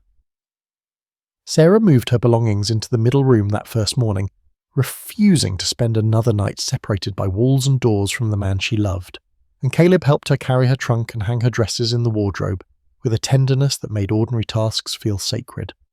They rebuilt their daily routines around this new intimacy, waking tangled together in the narrow bed and lingering over breakfast with hands touching across the table, working side by side during the day with an awareness of each other that made even mundane chores feel charged with significance. The separate bedrooms stood empty now, monuments to a time when they had been stranger bars pretending at marriage, and neither felt any desire to return to that careful distance. Sarah bloomed under the certainty of being loved, carrying herself with a confidence that transformed her from pretty to beautiful, her smile coming easier and her laughter ringing through the house in a way that made Caleb stop whatever he was doing just to listen. She had always been competent and intelligent, but now she was radiant, secure in the knowledge that she was valued not in spite of her limitations but simply for being herself, and that security gave her a strength she had never known she possessed. For his part, Caleb smiled more in those days than he had in the 3 years since Catherine's death, the grim set of his mouth softening into expressions of contentment and joy that made him look years younger, and the neighbours who came to help assess the barn damage and plan the rebuild remarked on the change with knowing looks and satisfied nods. The community rallied around them with a generosity that still surprised Sarah, despite having witnessed it on the night of the fire, bringing supplies and labour and refusing to accept payment beyond meals, and with a promise that the Hayes would return the favour when needed. Jacob Brennan organised a barn raising for 2 weeks hence, spreading word throughout the valley that all able-bodied men should come prepared to work and all women should bring food enough to feed an army. The Peterson brothers continued their employment, now helping to clear the burned timbers and salvage what little could be saved from the wreckage, and they tactfully said nothing about the change in the Hayes marriage, though Tom grinned when he saw Sarah and Caleb emerge from the same bedroom one morning. The work was hard and the loss significant, but the shared labour and the knowledge that they were building something together rather than just repairing damage gave it a meaning that transcended the physical effort. Caleb taught Sarah the basics of construction, how to measure and cut timber, how to read the grain of wood to know where it would be strong or weak, how to use tools she had never touched before with confidence born of practice. She proved surprisingly adept at the detailed work, her small hands and careful nature making her better than Caleb at things like fitting joints and hammering nails straight, and he found himself relying on her judgment as much as her labour. They fell into bed each night, exhausted and aching, muscles sore from unaccustomed work, but the physical tiredness was different from the emotional exhaustion of keeping up walls, and they would lie in the dark talking about their plans for the new barn and the spring planting and all the years stretching ahead of them, with an optimism that felt earned rather than naive. It was in the middle of this period of rebuilding and newfound happiness that Marcus Devlin made his next move, and it came not with fire or sabotage but with the law, or at least the appearance of law, which was often just as effective in a territory where official authority was spread thin and local power could be shaped by whoever had the most money and influence. Sarah was in town collecting supplies for the barn raising when she heard the commotion coming from the direction of the marshal's office, raised voices and the sound of boots on the wooden sidewalk as men hurried to see what was happening. She finished her business at the Mercantile and walked toward the crowd with a sense of foreboding, pushing through the gathered townspeople to find Caleb standing on the steps of the marshal's office, facing down Marcus Devlin and a man she did not recognize, someone official looking in a suit and carrying a leather satchel full of papers. The territorial marshal, a weathered man named Pike who Sarah had met once in passing, stood between them looking deeply uncomfortable with the whole situation. Devlin saw her approaching and his face split into a smile that had nothing warm or friendly in it, all teeth and calculation. "Ah, Mrs. Hayes," he said loudly enough for the whole crowd to hear.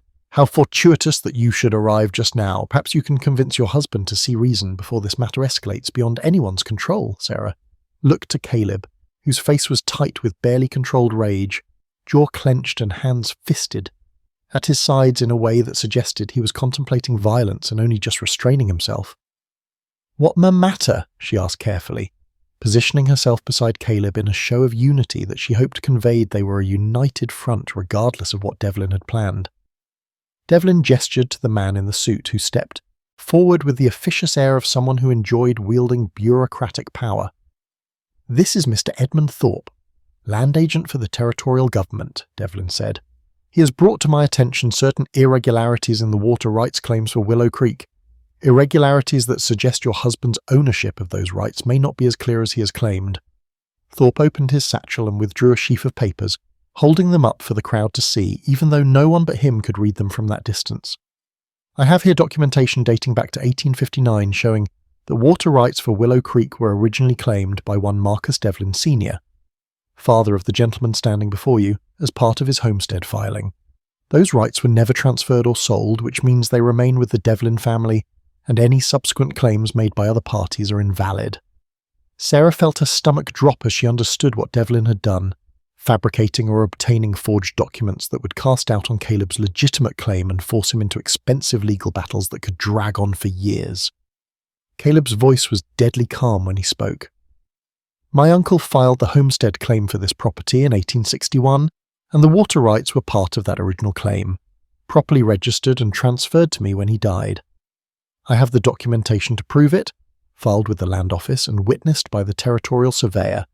Those papers you're holding are either forgeries or they refer to a different creek entirely, because Devlin Sr. never owned land anywhere near Willow Creek.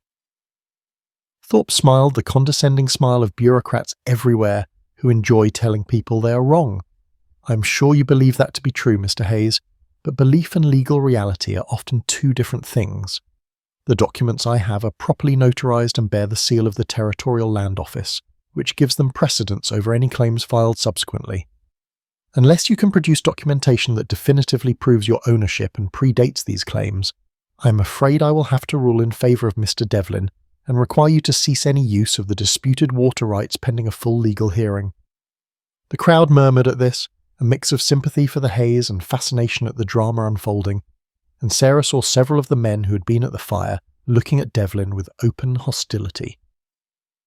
Marshal Pike shifted uncomfortably and cleared his throat. Now, Thorpe, I am not sure this is really a martial matter. Seems to me this is a civil dispute that should be handled by lawyers and judges, not law enforcement. Devlin turned on him with barely disguised contempt. This becomes a martial matter when someone is illegally using resources they have no right to marshal. I am asking you to enforce the law and ensure that Mr. Hayes ceases his unauthorized diversion of water from Willow Creek until this matter is settled. Pike looked like he wanted to be anywhere else, caught between enforcing what appeared to be legal authority and his own instincts that something about this whole situation stank of corruption. I will need to review the documents myself before I take any action, he said slowly. And I will need to see Mr. Hayes's papers as well to compare them. This is not something I am going to rush into based on one man's say-so, even if that man is a land agent. Sarah saw Devlin's jaw tighten at this small resistance, and knew that he had expected Pike to simply comply with the official-looking documents without question, counting on the marshal's deference to territorial authority to carry the day. But Pike had been in the territory long enough to know that not everything that looked official was legitimate, and he was not the kind of man to be pushed around without at least asking questions. While the men argued, Sarah's mind was racing, thinking through the implications and searching for a solution. She had spent hours going through Caleb's papers when she first took over the accounts, organising and cataloguing everything related to the ranch, including all the original homestead documents and water rights filings. She knew those documents were legitimate because she had cross-referenced them with the records at the land office during one of her trips to town, making careful notes and copies for their own files. More importantly, she had noticed certain details in those records that would be impossible to forge convincingly, small inconsistencies and marginalia that were characteristic of documents from that specific time period and office. If Devlin's papers were forgeries, and she was certain they were, then there would be telltale signs that someone who knew what to look for could identify. Mr. Thorpe, she said clearly, interrupting the argument between Devlin and the marshal, may I examine the documents you are claiming and establish Mr. Devlin's water rights? Thorpe looked at her with surprise and poorly concealed disdain, clearly not expecting a woman to involve herself in what he considered men's business. I hardly think that is necessary, Mrs. Hayes. These are complex legal documents that require specialized knowledge to interpret properly. I have specialized knowledge, Sarah said coldly. I managed the accounts and legal affairs for my family's business interests in Boston for 5 years before coming west, and I am quite capable of reading and interpreting legal documents, unless you have some reason to prevent me from examining papers you claim are legitimate. The challenge hung in the air, and Devlin stepped in before Thorpe could refuse, probably calculating that letting her look at documents he believed would withstand scrutiny was better than appearing to have something to hide. By all means, Mrs. Hayes, examine them to your heart's content. Perhaps you can explain to your husband that the law is the law regardless of how inconvenient he finds it. Thorpe handed over the papers with visible reluctance, and Sarah took them carefully, moving to stand in better light while the crowd pressed closer to watch. She read through them slowly, her expression neutral, while her mind catalogued every detail and compared it to her memory of the legitimate documents in their possession. The forgery was good, she had to admit, professionally done with attention to detail that would fool most casual observers. But there were problems, small ones that individually might be explained away, but which together formed a pattern of deception that was unmistakable to someone who knew what to look for. The date format was wrong for documents supposedly filed in 1859, using a style that did not come into common use until the mid-1860s.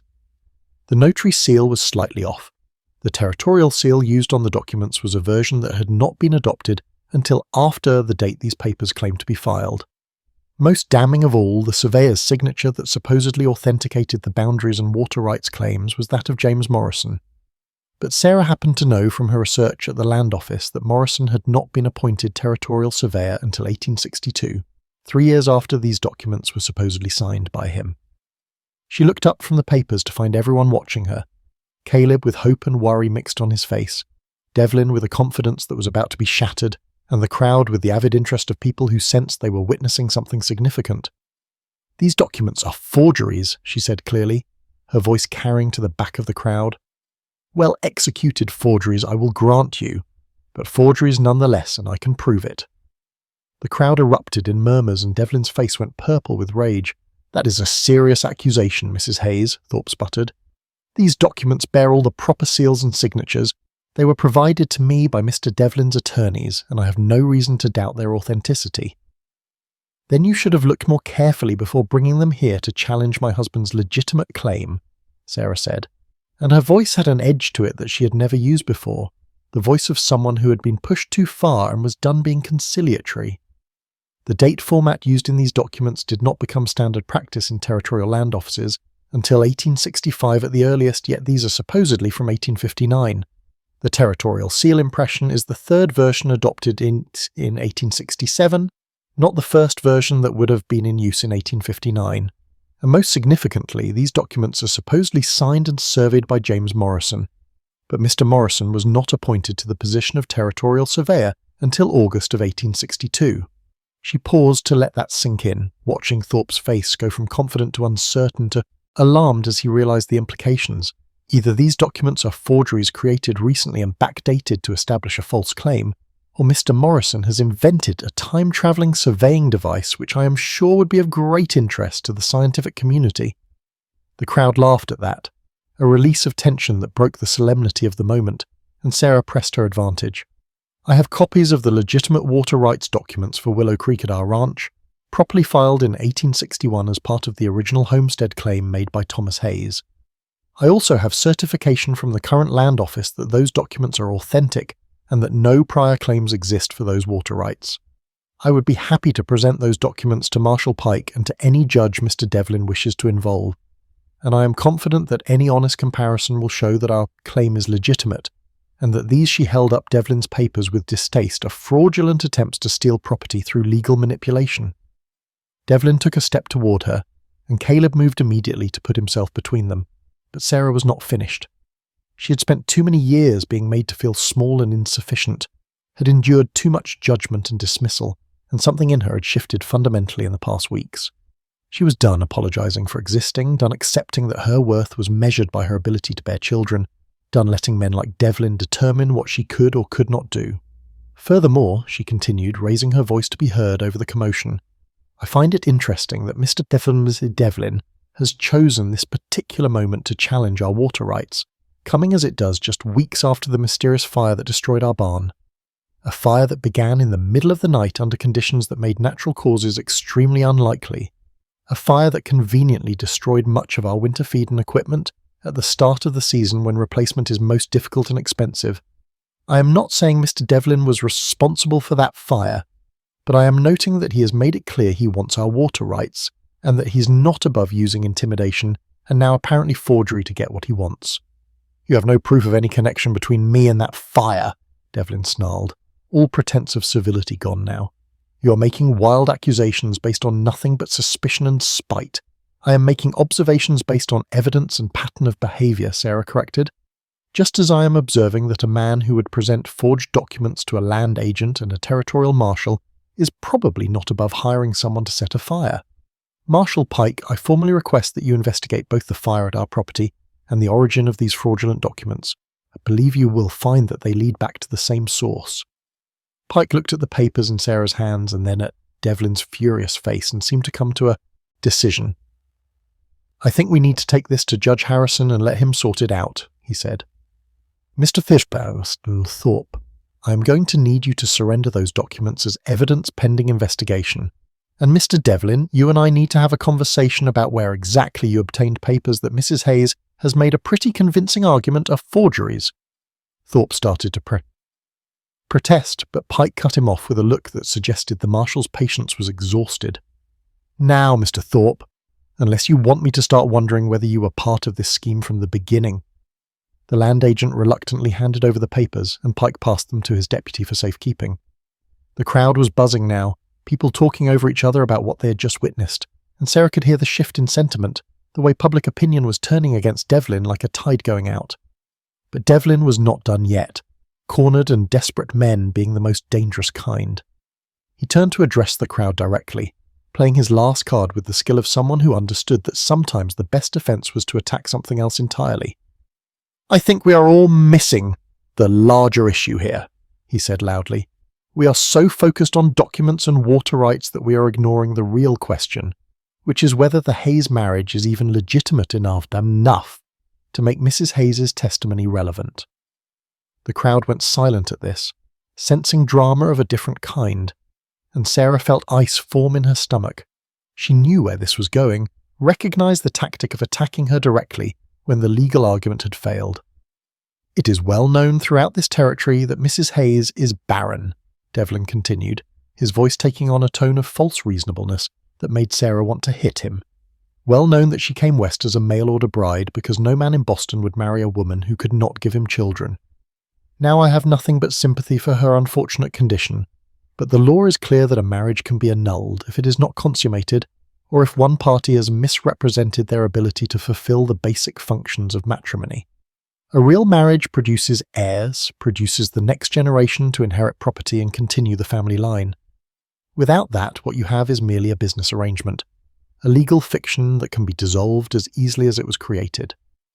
He turned to look directly at Caleb, his expression one of manufactured sympathy that was more insulting than open hostility. I know you cared for your first wife, Hayes, that you wanted children with her and were devastated when that did not work out. Surely you must realize that you deserve another chance at that, at having a real family with a wife who can actually give you sons. There is no shame in admitting you made a mistake, that you married Mrs. Hayes out of loneliness or convenience, but that ultimately you want more than she can provide. Annul this sham of a marriage, find yourself a proper fertile wife, and I will even be generous enough to forget about the water rights issue. We can work out an arrangement where you lease them to me at a fair rate and everyone benefits. Sarah felt like she had been punched in the stomach, all her old insecurities rising up to choke her, the familiar voice in her head whispering that Devlin was right, that she was insufficient, that Caleb would eventually regret choosing her. She saw the crowd watching, saw the mixture of pity and curiosity and judgment on their faces, and for a moment she was back in Boston being whispered about at social gatherings, being pitied by women who had what she could never have. But then Caleb's hand found hers, warm and solid and grounding, and she looked at him and saw not regret or doubt, but fury and something fierce that might have been pride. Before he could speak, before he could defend her the way he had in the church and at the ranch, Sarah felt something crystallize inside her, something hard and bright and absolutely certain. This was her fight, her worth that was being questioned, and she would not hide behind her husband's protection or let Devlin's poison go unanswered. She stepped forward, pulling her hand free from Caleb's not in rejection, but in determination to stand on her own, and faced Marcus Devlin with her head high and her voice steady. "You're absolutely right about one thing, Mr. Devlin," she said clearly. "Worth is not measured in fertility or the ability to produce heirs. But where you are wrong, where you are fundamentally and completely wrong, is in believing that my inability to bear children makes me less valuable as a person or as a wife." She turned to address the crowd, making eye contact with the women she had come to know over the past weeks, with Martha Brennan and Mrs. Henderson, and even sour-faced Mrs. Colson, who was watching with something like approval on her weathered face. "I came to Silver Ridge knowing exactly what I could and could not offer, and I was honest about it from the first moment I answered the advertisement for a bride. I did not misrepresent myself or trick anyone into marriage under false pretenses. I offered partnership, companionship, hard work, and intelligence, and those are exactly what I have provided. In the 8 weeks since I married Caleb Hayes, I have transformed a house from a bachelor's shelter into a home, organized accounts, and saved this ranch thousands of dollars through better management, learned to ride and shoot, and do a dozen other things I had never attempted before, and stood beside my husband through fire and sabotage, and now this attempt to steal our property through legal fraud. She gestured to the ruins of the barn visible from where they stood. When our barn was burning, I ran into that inferno to save my husband's life, risking my own in the process, because that's what you do for someone you love. I did not hesitate, did not calculate the cost or wonder if I was worth saving. I simply acted, because he needed me and I would not let him die. Her voice was getting stronger now, all the anger and hurt and suppressed emotion of years of being dismissed and devalued pouring out in a torrent that she could not have stopped if she wanted. You stand there and suggest that my worth as a wife is measured solely in my ability to bear children, that a marriage without heirs is somehow less legitimate or less real than one that produces offspring. But I reject that premise entirely. My marriage is real because it is built on choice and respect and genuine affection, because Caleb and I have chosen each other every single day since we spoke our vows, not out of obligation or social expectation, but because we genuinely value what the other brings to our partnership. I am worth something, not because of what my body can or cannot do, but because of who I am as a person. My intelligence, my courage, my loyalty, my capacity for love and work and sacrifice, these are the things that make me valuable. And if you cannot see that, Mr. Devlin, if you truly believe that a woman's entire worth is tied up in her reproductive capacity, then I pity you, because you are missing out on appreciating half the human race for anything beyond their biological function. She paused, breathing hard, and saw that several of the women in the crowd were crying, Martha Brennan openly wiping tears from her face. Even some of the men looked uncomfortable, as if Sarah had articulated something they had never quite thought through but recognized as true once it was spoken aloud. You suggest that Caleb should annul our marriage and find a fertile wife, as if wives are interchangeable and all that matters is finding one with working reproductive organs. But Caleb did not marry reproductive organs, Mr. Devlin. He married me, a whole, complete person, with strengths and weaknesses, capabilities and limitations, dreams and fears. And I married him under the same terms, seeing him clearly for who he is rather than who I might wish him to be or mould him into. That is what makes a real marriage, not the production of heirs, but the daily choice to stand together through whatever life brings. She took a breath and turned to look at Caleb, seeing the love and pride on his face the way he was looking at her, like she had hung the moon and stars. As for whether our marriage has been consummated, she said, and felt her cheeks heat, but pushed through the embarrassment because this needed to be said. That is frankly none of your business or anyone else's. But since you have chosen to make it a public issue, let me be clear. My husband and I have a complete marriage in every sense of the word. We share a bed, we share our lives, we share everything that married people share, and the intimacy between us is based on genuine desire and affection rather than mere procreation. The fact that our union will not produce children does not make it any less real or any less valid. If anything, it makes it more honest because we are together purely because we want to be, not because we are bound by children or social obligation. Caleb chose me knowing exactly what I could and could not offer, and I chose him under the same terms. That is a foundation stronger than half the marriages in this territory that were entered into for land or money, or because society expected it. She turned back to Devlin, and her voice was cold as winter ice. So no, Mr. Devlin, my husband will not be annulling our marriage to find a more fertile wife. He will not be leasing you our water rights or selling you our land or cooperating in any way with your attempts to build an empire by crushing everyone around you. We will fight you with every legal means at our disposal, and we will win because we have the truth and the law on our side.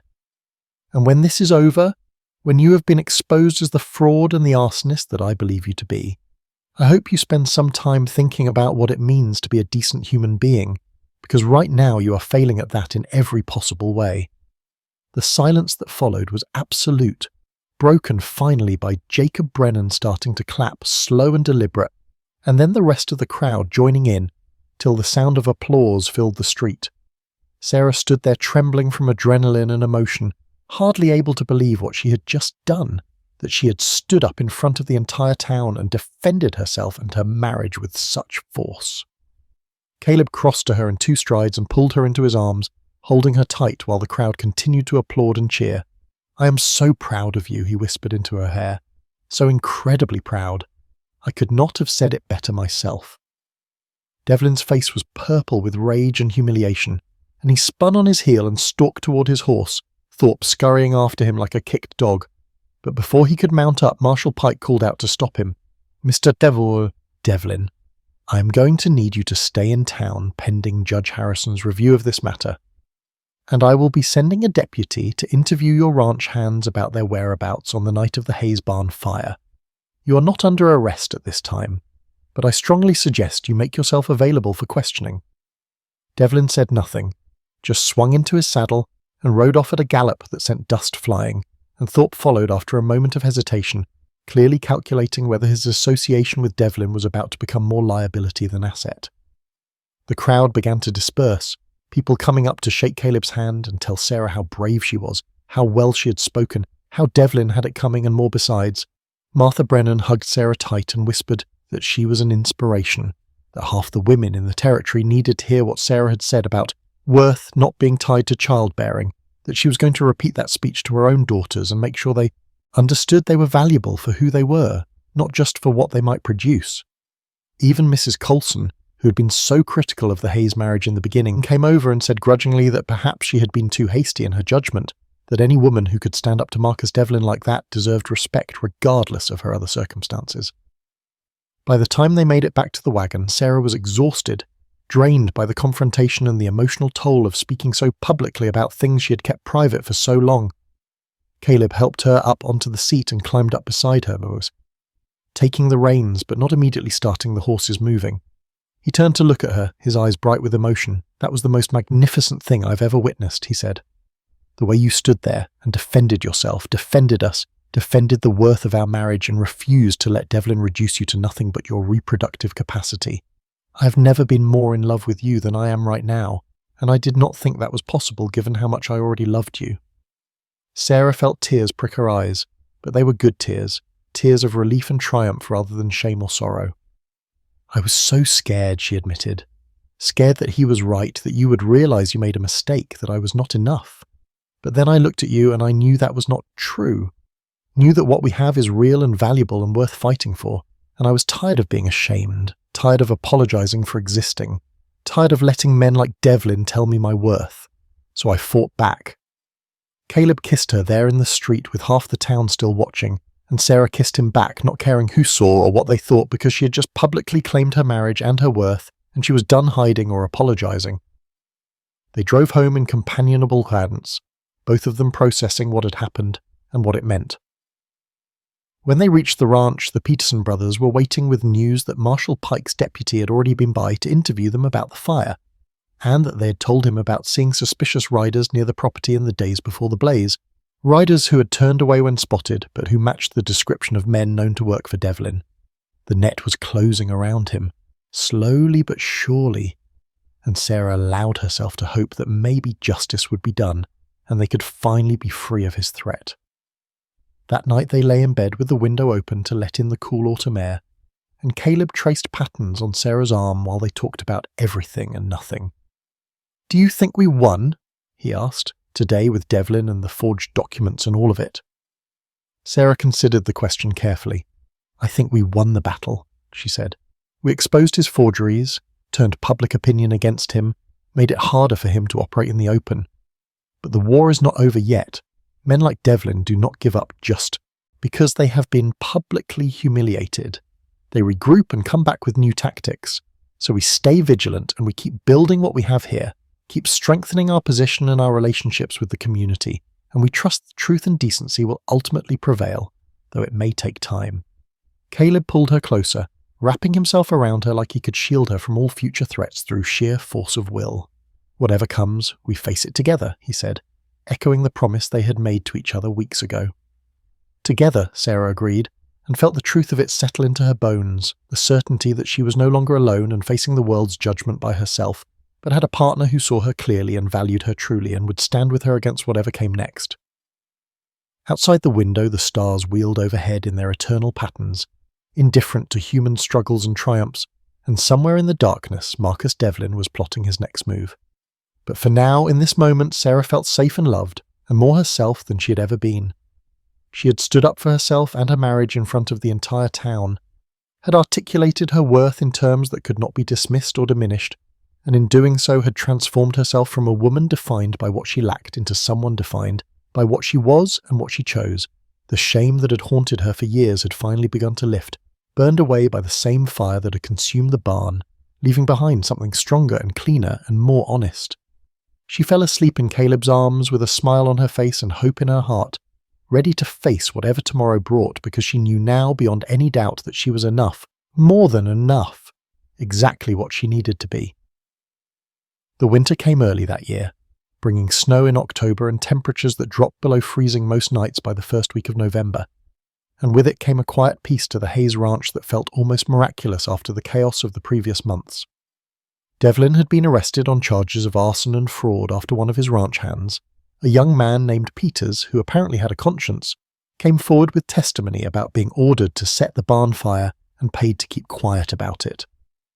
The forged documents had been traced back to a disreputable lawyer in Denver who specialized in creating false claims for clients willing to pay his exorbitant fees, and that lawyer had been persuaded by the territorial prosecutor to testify against Devlin in exchange for a reduced sentence. The trial was set for spring when the circuit judge would make his rounds through the territory, and in the meantime Devlin had been released on bail but forbidden from leaving Silver Ridge or having any contact with the Hayes family. The whole affair had cemented Sarah and Caleb's standing in the community, transforming them from newcomers to be watched with suspicion into respected members whose courage and integrity had been tested and proven. The barn raising had been completed in late September, with what seemed like half the valley turning out to help, and the new structure stood proud and solid, filled now with hay for the winter, and housing the horses that had survived the fire, plus 2 new mares Caleb had purchased to rebuild the herd. Sarah had thrown herself into preparing for winter with the focused intensity that was becoming her trademark, preserving and storing and organizing until their root cellar and pantry were stocked better than they had been in the 3 years since Catherine's death. The house itself had been transformed by her efforts over the past months, curtained and comfortable, warm with rugs she had bought in town and a decoration she had made herself, no longer the lonely bachelor quarters Caleb had inhabited, but a real home that welcomed visitors and felt lived in rather than merely occupied.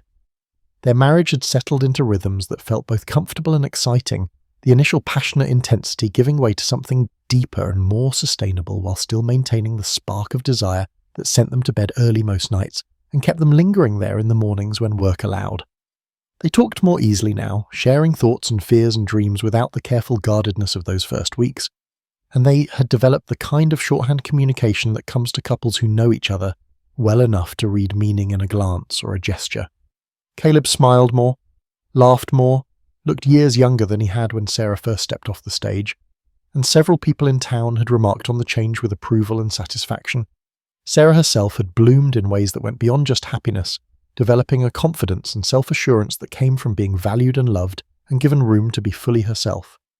She spoke up in community meetings now, offering opinions on everything from the new schoolhouse plans to the best way to organize the church social, and people listened because she had proven herself to be intelligent and capable and worth hearing. The shame that had dogged her for so many years had faded to almost nothing, replaced by a solid sense of her own worth that was not dependent on anyone else's approval or validation. She knew she was enough, knew it bone deep, and that certainty showed in everything she did. When she went to town now, she walked with her head high, meeting people's eyes directly, no longer bracing for judgment or pity, but expecting and receiving respect. It was a transformation that went beyond just circumstance or location. It was fundamental, a rewiring of how she understood herself and her place in the world, and it made her more herself than she had ever been. It was on a cold November afternoon with snow threatening in the heavy grey clouds overhead that Sarah was in town collecting mail and supplies when she heard the commotion at the train depot. Silver Ridge was not on a major rail line, just a spur that connected to the main route 30 miles east, so the arrival of any train was notable, and the arrival of one that had not been scheduled was cause for curiosity and speculation. Sarah finished her business at the post office and walked toward the depot with several other townspeople, drawn by the sound of children's voices and the sight of a crowd gathering on the platform. The train that sat steaming at the station was smaller than the usual freight and passenger cars that serviced the route, just a single car painted white with bold lettering on the side that read Children's Aid Society, and below that Orphan Placement Service. Sarah felt her heart clench as she understood what this was, one of the orphan trains she'd read about in newspapers back in Boston, trains that carried children from the overcrowded orphanages and streets of eastern cities west to be placed with families who would take them in. It was presented as a charitable endeavour, giving homeless children a fresh start in wholesome rural environments, but Sarah had heard darker stories too, of children treated as free labour, of siblings separated and sent to different states, of abuse and exploitation disguised as Christian charity. The children were already being led off the train by a harried-looking woman in her 50s, and a younger man who carried a ledger and looked like he would rather be anywhere else, and they ranged in age from perhaps 4 to 14, 12 of them total, thin and shabby in clothes that had been mended many times, carrying bundles that held whatever possessions they had been allowed to keep. The townspeople pressed closer, some with genuine interest in adoption and others just curious or looking for cheap labour disguised as family expansion. And Sarah found herself studying the children with an ache in her chest that surprised her with its intensity. Most of them looked scared and defeated, eyes on the ground, shoulders hunched against the cold and against the scrutiny of the strangers who were evaluating them like livestock at auction. But one child stood out, a girl of perhaps 9 with dark hair chopped short and eyes that blazed with defiance and distrust, standing protectively in front of a smaller boy who had to be her brother, given the resemblance. The girl glared at anyone who came too close, her body language aggressive and challenging, and she kept one hand on the boy's shoulder as if anchoring him or perhaps anchoring herself. The boy was younger, maybe 6, with the same dark hair as his sister, but none of her fire, just a blankness to his expression that spoke of trauma or shock, and Sarah noticed that he never made a sound, not crying or talking, or even responding when the woman from the Aid Society spoke to him directly. The older woman, who introduced herself as Mrs. Howell, began her practice speech about the wonderful opportunity being offered to both the children and prospective families, how these poor unfortunates needed good Christian homes, and how families who took them in would be doing God's work while also gaining valuable help with farm and household labour. She made it sound like everyone would benefit equally, but Sarah noticed how she glossed over the fact that families were expected to house, feed, clothe, and educate the children, but were also expected to extract labour from them, sufficient to justify the expense, a calculation that often meant the children worked like servants while being told they should be grateful for the privilege. The prospective families began to circle, asking questions and evaluating the children with varying degrees of kindness or cold assessment. Sarah watched a well-dressed couple examine a pretty girl of about 7, asking about her health and temperament, and whether she had been taught to sew and cook, treating the whole thing like hiring a maid. She watched a farmer with more children than he could probably feed the older boys, clearly calculating how much field work he could get out of them, and whether it would offset the cost of another mouth at his table. Most people avoided the fierce girl and her silent brother, put off by her aggressive stance and his obvious damage, preferring younger children who would be more mouldable, or older ones who could work harder. Sarah found herself drawn to them despite, or perhaps because of their clear unsuitability for easy placement, seeing in the girl's defensive pride an echo of her own protective walls, and in the boy's wounded silence the kind of trauma she recognized from her own experience of loss. She looked around for Caleb and spotted him standing at the edge of the crowd, having come to town for hardware supplies and been caught by the same curiosity that had drawn everyone else. Their eyes met across the crowd, and Sarah saw in his face the same thought that was forming in her own mind, the same recognition and possibility and terrifying hope. They moved toward each other without conscious decision, meeting in the middle and then turning together to look at the children, at the sister and brother standing alone while other children were being claimed and led away by their new families. "We should talk to them," Sarah said quietly, not quite a statement and not quite a question. Caleb nodded slowly, his eyes never leaving the fierce girl who was glaring at a couple who had approached and then thought better of it and moved on to examine a more docile child. "We should," he agreed. "But we need to be sure, Sarah. This is not like taking in a stray cat or committing to a few months of extra work.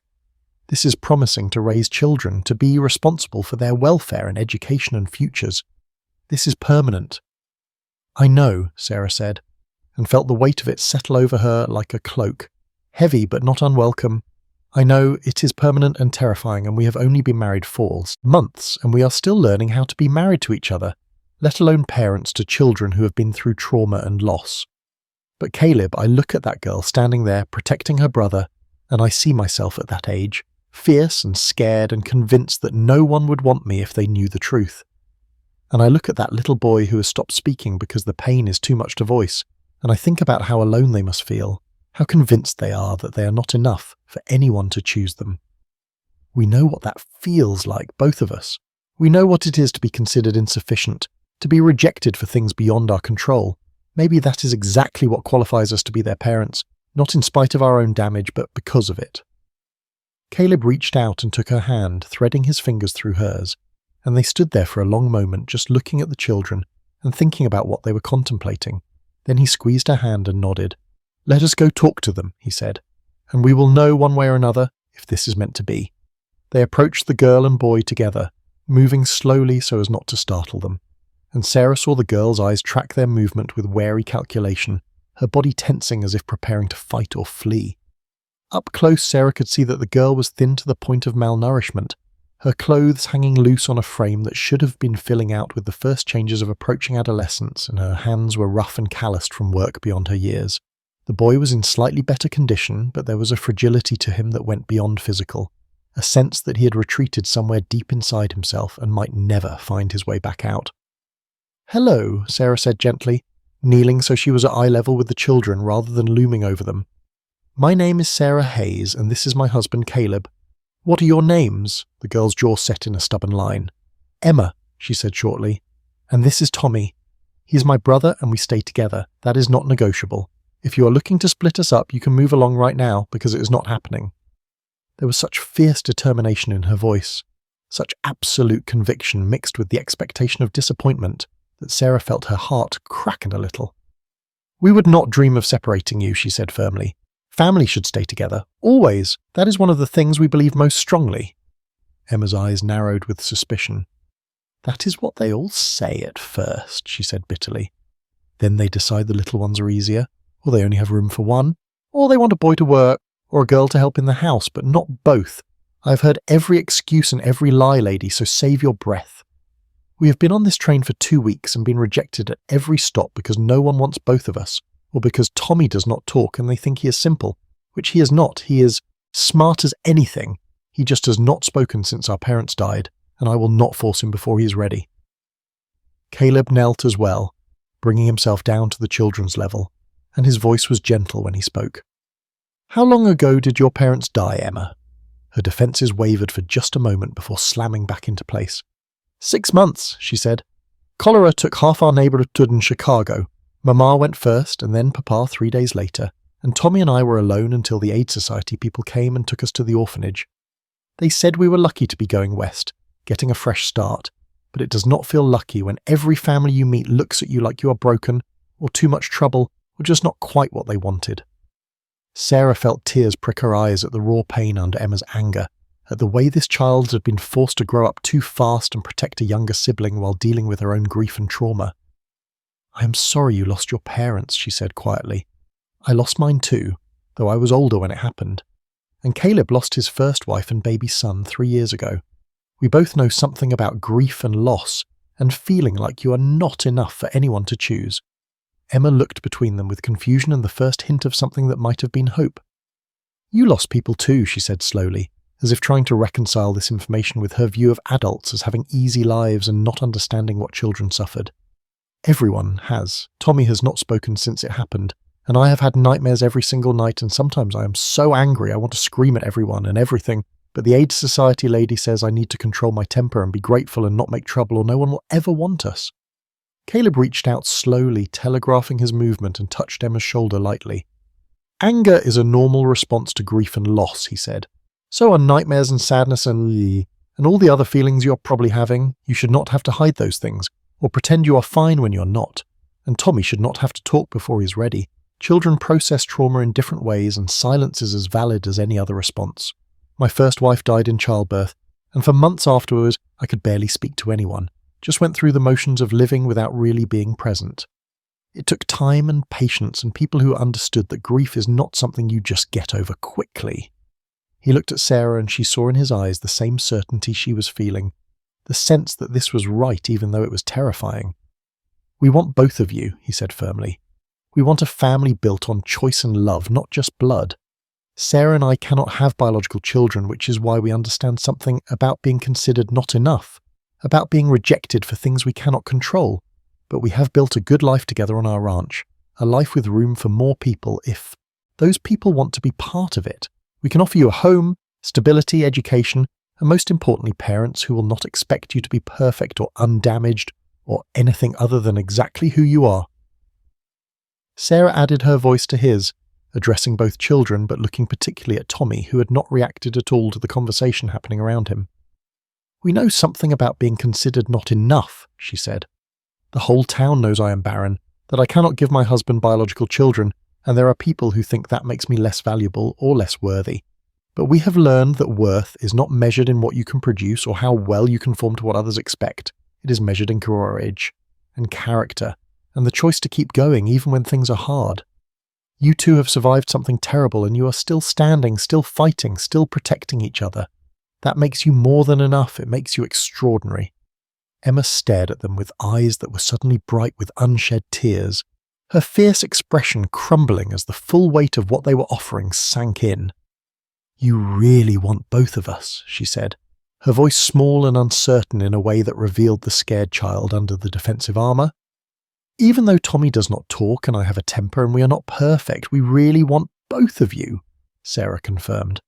"Especially because you are not perfect, because you are real and complicated and human. We are not looking for perfect children to display like trophies. We are looking for family, for people to love and who might choose to love us back. That is what family is, Emma. Not shared blood, but shared choice, shared commitment to stand together through good times and bad." She glanced at Mrs. Howell, who was watching the exchange with barely concealed impatience, probably calculating that these damaged children were unlikely to be placed at this stop either, and would continue to be her problem. "What is the process?" she asked the older woman. "How do we proceed if we want to take both children?" Mrs. Howell looked surprised, clearly not having expected anyone to take on both children, and particularly not the fierce girl and the silent boy. "Well," she said slowly, "there are papers to sign, an agreement that you will house, feed, clothe, and educate the children until they reach majority, and a commitment to raise them in a good Christian household with proper discipline and moral instruction. We do require references and some evidence that you can support additional mouths to feed, though in your case I assume the children will be expected to work for their keep. They will be expected to contribute to the household in age-appropriate ways," Sarah said firmly, "the same as any children would be, but they will not be worked like servants or denied education or treated as free labour. They will be our children, full members of our family with all the rights and privileges that entails." Caleb added, his voice carrying an edge of steel that suggested he would brook no argument, "We own a profitable ranch 7 miles outside town with a good house and stable income. We can more than provide for 2 children, and we are both educated and capable of teaching them what they need to know. We want to adopt them legally and permanently, not just take them on trial or use them for labour." Mrs. Howell looked between them and the children, clearly doing calculations of her own about whether to push for easier placement that might result in cheap labour for someone else, or accept this offer that seemed genuine if unconventional. Finally she nodded. "Very well," she said. "I will have you sign the initial placement papers today, and the formal adoption can be filed through the territorial courts once you have had the children for 6 months and ensured it is a good fit." She began pulling papers from her satchel, forms in triplicate, with spaces for names and signatures and attestations of fitness. Emma watched this with wide eyes, still not quite believing it was real, and Sarah reached out and took her hand gently. "You can say no if you want," she told the girl quietly. "This is your choice too, not just ours. If you do not feel comfortable coming with us, here's he. If you would rather wait and see if another family appeals to you more, we will not take it personally or think less of you. We want you to choose us as much as we are choosing you." Emma looked at her brother, at Tommy's blank face and distant eyes, and then back at Sarah and Caleb. She was quiet for a long moment, visibly wrestling with trust and hope, and the bone-deep fear of disappointment that came from being rejected too many times. Then she squared her thin shoulders and lifted her chin in that defiant gesture Sarah was already coming to recognize and love. "We choose you," she said. "Tommy and I, we choose you. If you really mean it, if you really want us and will not change your minds, when we are difficult or broken or not what you expected, then yes, we choose you too." Sarah felt tears spill over and did not bother to wipe them away. just pulled Emma into a hug that the girl resisted for only a moment before collapsing into it with a sob that sounded like it had been held back for months. Caleb reached out and touched Tommy's shoulder gently, and the little boy looked up at him for the first time, really looked, and something in his expression shifted, just slightly. Not quite hope, but perhaps the faintest possibility of it. They signed the papers with hands that shook slightly from emotion and the magnitude of what they were doing, and Mrs. Howell handed over the children's meagre bundles of belongings and a card with the address for filing final adoption papers. "Take good care of them," she said, and for the first time Sarah heard genuine warmth in her voice rather than professional detachment. They have been through more than children should have to endure, and they deserve a real home with people who will love them for who they are. "We will," Sarah promised. "We absolutely will." The ride back to the ranch was quiet, Emma sitting between Sarah and Caleb on the wagon seat while Tommy huddled in the back wrapped in a blanket Sarah had brought, all of them processing what had just happened and what it meant. Emma kept touching things as if to verify they were real, the fabric of Sarah's coat, the wood of the wagon seat, Caleb's arm when he pointed out landmarks, and she asked questions in spurts between long silences, wanting to know about the ranch and the house and what would be expected of them. "You will have your own room," Sarah told her. "Well, you will share it with Tommy for now because we only have one extra bedroom ready, but we can fix up another space if you would prefer privacy once you are settled. You will have chores appropriate for your ages, helping with cooking and cleaning and animal care, but you will also have time for lessons and play. We believe children should be children, should have time to be young and make mistakes and learn without the weight of adult responsibilities crushing them."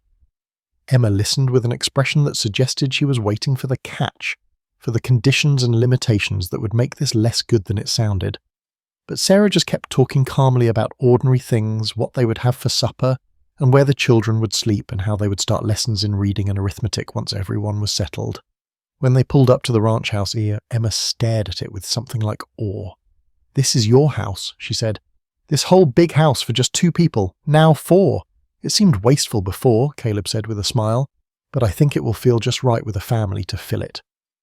They showed the children to their room, the middle room that had stood empty for years, and Sarah's heart ached at the way Emma examined everything with careful hands, touching the quilt on the bed and the curtains at the window, and the small shelf where they could put their few belongings as if these simple things were treasures beyond price.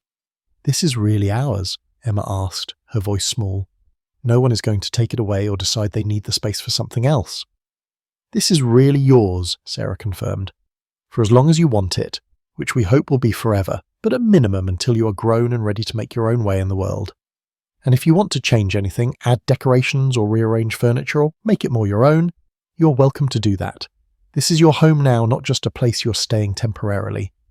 Tommy had climbed onto the bed and curled up small in the middle of it, his eyes closing almost immediately as exhaustion from weeks of travel and stress finally caught up with him. Emma climbed up beside him and arranged the blanket over both of them, her movements automatic and practiced, clearly something she had done many times. She looked up at Sarah and Caleb standing in the doorway, and her tough expression crumbled for just a moment. "Thank you," she whispered, "for choosing us, for wanting us, for seeing that we were worth it even though we are broken and difficult." "You are not broken," Caleb said firmly. "You are hurt, and that is different. Broken things cannot be fixed, but hurt things can heal given time and care and love, and you are absolutely worth it, both of you. Worth everything we can give you and more." That night, after the children were asleep, Sarah and Caleb lay in their own bed and talked in whispers about what they had just done, the enormity of it and the rightness of it, and the terror of being responsible for 2 traumatized children when they were still figuring out how to be married to each other. "Are we insane?" Sarah asked. "Taking on 2 children 4 months into our marriage when we barely know how to be parents and they barely know how to trust anyone?" "Probably," Caleb admitted. "But it is the best kind of insane, the kind that feels right even when it is terrifying." "Did you see Emma's face when we told her the room was really hers? Did you see the way Tommy looked at me when I said hurt things could heal? That is worth any amount of difficulty or uncertainty." Sarah turned to face him in the darkness. "I saw myself in her," she said quietly. "That fierce determination to protect what little you have left. That expectation of rejection mixed with desperate hope that maybe this time would be different. I know what it is like to feel not enough, to be passed over and pitied and told you are damaged goods.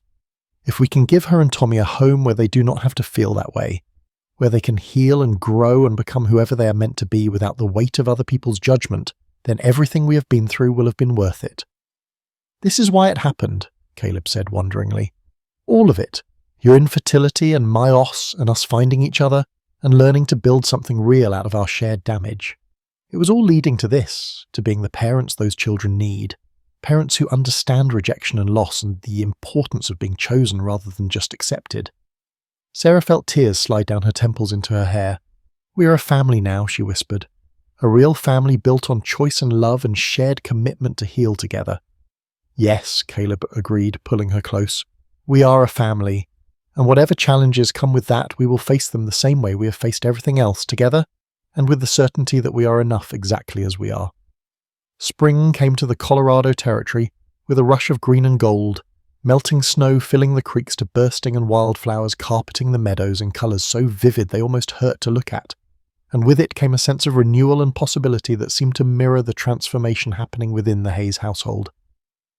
6 months had passed since that cold November afternoon, when Sarah and Caleb had brought Emma and Tommy home from the orphan train. 6 months of challenges and breakthroughs, setbacks and small victories, tears and laughter, and the slow, patient work of building trust and healing old wounds.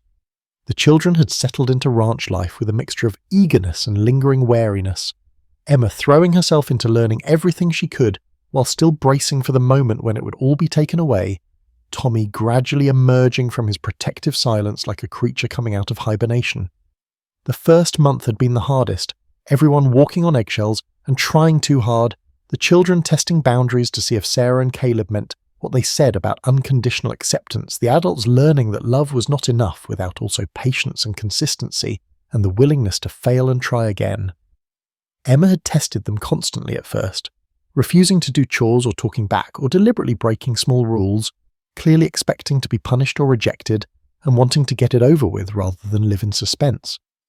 Sarah and Caleb had responded with firm but gentle corrections, never wavering in their commitment, but also not accepting behaviour that was destructive or disrespectful, finding the difficult balance between understanding trauma and maintaining necessary structure. Slowly, so slowly, it was almost imperceptible day to day, Emma had begun to relax, to trust that she could make mistakes without being sent away, that their love was not conditional on her being perfect or easy or grateful. Tommy's journey back to speech had been even more gradual, measured in single words whispered so quietly they were almost missed, then short sentences spoken only to Emma, then finally a breakthrough one morning when he had looked up from breakfast and said clear as a bell, "Can I help with the horses today, Pa?" The silence that followed had been absolute, everyone frozen in shock, and then Caleb had said with a voice rough with emotion, "Of course you can, son." And Tommy had smiled, actually smiled for the first time since coming to live with them. After that the words came more easily, though Tommy remained quiet by nature, speaking only when he had something to say rather than filling silence with chatter. But his eyes had lost that distant haunted look, and he followed Caleb around the ranch like a shadow, soaking up knowledge about animals and land management and the 100 small skills required to make a living from the earth. He was gentle with the horses in a way that came naturally rather than from instruction, seeming to understand instinctively what they needed. And Caleb had started teaching him to ride on the old mare that had first taught Sarah, the two of them making slow circuits of the pasture while Tommy's face shone with concentration and joy. For Emma, the transformation had been less about finding her voice, which had never been the problem, and more about learning to channel her fierce intelligence and protective instincts into constructive rather than defensive purposes. Sarah had discovered almost immediately that the girl had a gift for numbers that went far beyond simple arithmetic, able to do complex calculations in her head and see patterns in the account books that Sarah herself had missed. Within 2 months, Emma was helping manage the ranch finances, checking invoices and tracking expenses, and even suggesting ways to optimize their purchasing to save money. And the pride on her face when Sarah praised her work was something beautiful to witness. Sarah had also begun teaching Emma to read beyond the basic primer level she had achieved in the Chicago orphanage, introducing her to more advanced texts and watching with delight as the girl devoured everything from agricultural manuals to the poetry collections Sarah had brought from Boston. They spent evenings by the fire with Emma reading aloud while Tommy played quietly with wooden animals Caleb had carved, and these moments felt sacred somehow, proof that they were building something real and lasting. The legal adoption had been finalised in March with Judge Harrison presiding, a simple ceremony in his chambers where Emma and Tommy had officially become Emma Hayes and Thomas Hayes, and when the judge asked if they understood what adoption meant, Emma had said with perfect seriousness, "It means we are family forever, not just until someone changes their mind." The judge had smiled and said that was exactly right, and Sarah had cried happy tears while Caleb squeezed her hand so tight it hurt. They were a family now in law as well as in fact, bound together by choice and commitment rather than biology, and the relief of having it official and permanent had lifted a weight none of them had fully acknowledged carrying. The community had embraced the children as well, Mrs. Brennan fussing over Emma and teaching her to bake, Jacob Brennan taking Tommy fishing and showing him how to read weather signs, the other children in the valley slowly drawing them into games and friendships, though both remained somewhat reserved and careful about who they let close. The school teacher, a young woman named Miss Peterson, who was sister to Jack and Tom, had praised Emma's intelligence and Tommy's careful thoughtfulness, saying both children were a credit to their parents and clearly thriving in a stable, loving home. It was in late February, just as the worst of winter was beginning to release its grip, that Sarah had first suspected something was different, something impossible that she did not dare name even to herself until the signs became too obvious to ignore. She had been tired, bone tired in a way that sleep did not fix. And her monthly courses that had been regular as clockwork since the fever in her youth had failed to appear for the second month running. She had dismissed it at first as stress, or the body's response to the dramatic changes in her life, caring for children and managing a household and all the emotional labour of building a family. But then came the morning sickness that left her retching over the basin before breakfast and the tenderness in her breasts that made even the touch of fabric uncomfortable. She had hidden it as long as she could, not wanting to hope and not wanting to see the same impossible hope reflected in Caleb's eyes if she was wrong. But finally she had gone to see De Morrison in town and asked him to confirm what her body was already telling her. He had examined her with professional thoroughness and then sat back with an expression of complete bafflement. "You are pregnant, Mrs. Hayes," he said slowly, as if he could not quite believe his own diagnosis. "About 10 weeks along, if I am reading the signs correctly. I confess I do not understand how this is possible given what you told me about your medical history, but the evidence is undeniable." Sarah had stared at him in shock, unable to process what he was saying. But the doctors in Boston said it was impossible, she managed. They said the fever had damaged something essential that I would never conceive. Dr. Morrison shook his head, still looking perplexed. "I cannot explain it," he admitted. "Sometimes the body heals in ways we do not anticipate. Or perhaps the original diagnosis was incorrect. Or perhaps this is simply one of those medical mysteries that defies rational explanation. Regardless of how it happened, you are definitely carrying a child." He paused and his expression grew serious.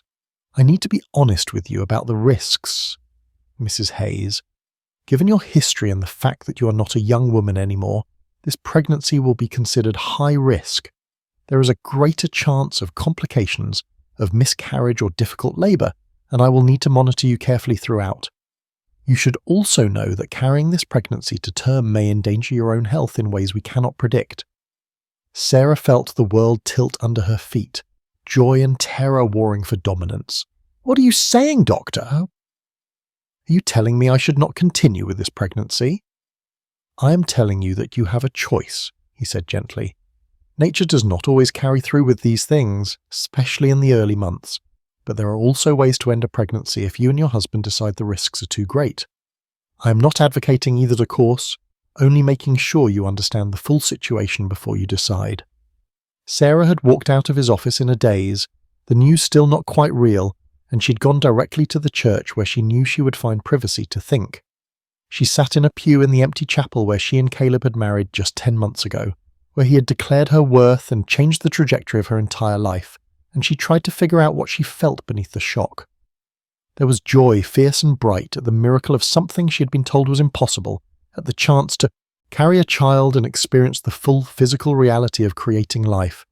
But there was also terror, memories of what Caleb had told her about Catherine's suffering and death, the knowledge that this pregnancy could kill her and leave Caleb a widower again and Emma and Tommy without the mother they had just begun to trust.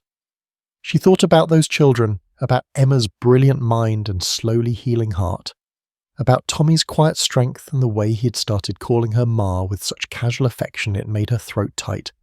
And she knew with absolute certainty that they were her real children regardless of what her body did or did not produce. If she died trying to have a biological child, what would that say to them about their worth? About whether being born of her body mattered more than being chosen by her heart? The thought made her physically ill, the idea that Emma and Tommy might interpret her death as evidence that blood children were more valuable than adopted ones, that she had risked everything for biology but not for them. But there was also the undeniable pull of the life growing inside her, the ancient biological imperative that whispered this was her chance, possibly her only chance, at the experience every woman was supposed to have. When Caleb found her an hour later, she was still sitting there wrestling with the decision, tears streaming down her face, and he slid into the pew beside her and took her hand without asking what was wrong, just waiting until she was ready to tell him. "I am pregnant," she said finally, the words coming out flat and strange. "Dr. Morrison confirmed it today. 10 weeks along. He says it is impossible, but it is happening anyway." Caleb went absolutely still beside her, his hand tightening on hers until it was almost painful. "Pregnant," he repeated, as if testing the word. "But you said the doctors told you it could never happen." "They did," Sarah said, "and Dr. Morrison does not understand how it is happening now, but he says the evidence is clear. He also says it is dangerous, that given my history and my age, there are risks to both me and the baby, that I might not survive carrying to term or the birth itself. He offered me a choice, to continue or to end it before the risks become greater." The silence stretched between them while Caleb processed this information, and Sarah watched his face cycle through emotions too complex and rapid to name. Finally he turned to look at her directly, his grey eyes wet with tears. "What do you want to do?" he asked quietly. "This is your body, your risk, your choice. I will support whatever you decide, but I need you to know that if you are asking my preference, I would rather have you alive and here with me and Emma and Tommy than risk losing you for a biological child. I buried one wife and one baby already, Sarah. I cannot go through that again. I will not survive losing you. Not now when I have finally learned what it means to truly love someone and be loved in return. If you choose to continue this pregnancy, I will support you and do everything in my power to keep you safe. But please do not ask me to pretend I am not terrified of watching you suffer the way Catherine did, of holding another dead child and burying another wife." Sarah felt fresh tears spill over at the raw honesty in his voice, at the love and fear so clearly visible in his expression. "I do not know what I want," she admitted. "Part of me is overjoyed at this miracle, at the chance to experience something I thought was forever denied to me. But part of me is terrified too, not just of dying, but of what it would mean to Emma and Tommy if I died trying to have a biological child. They are my real children, Caleb.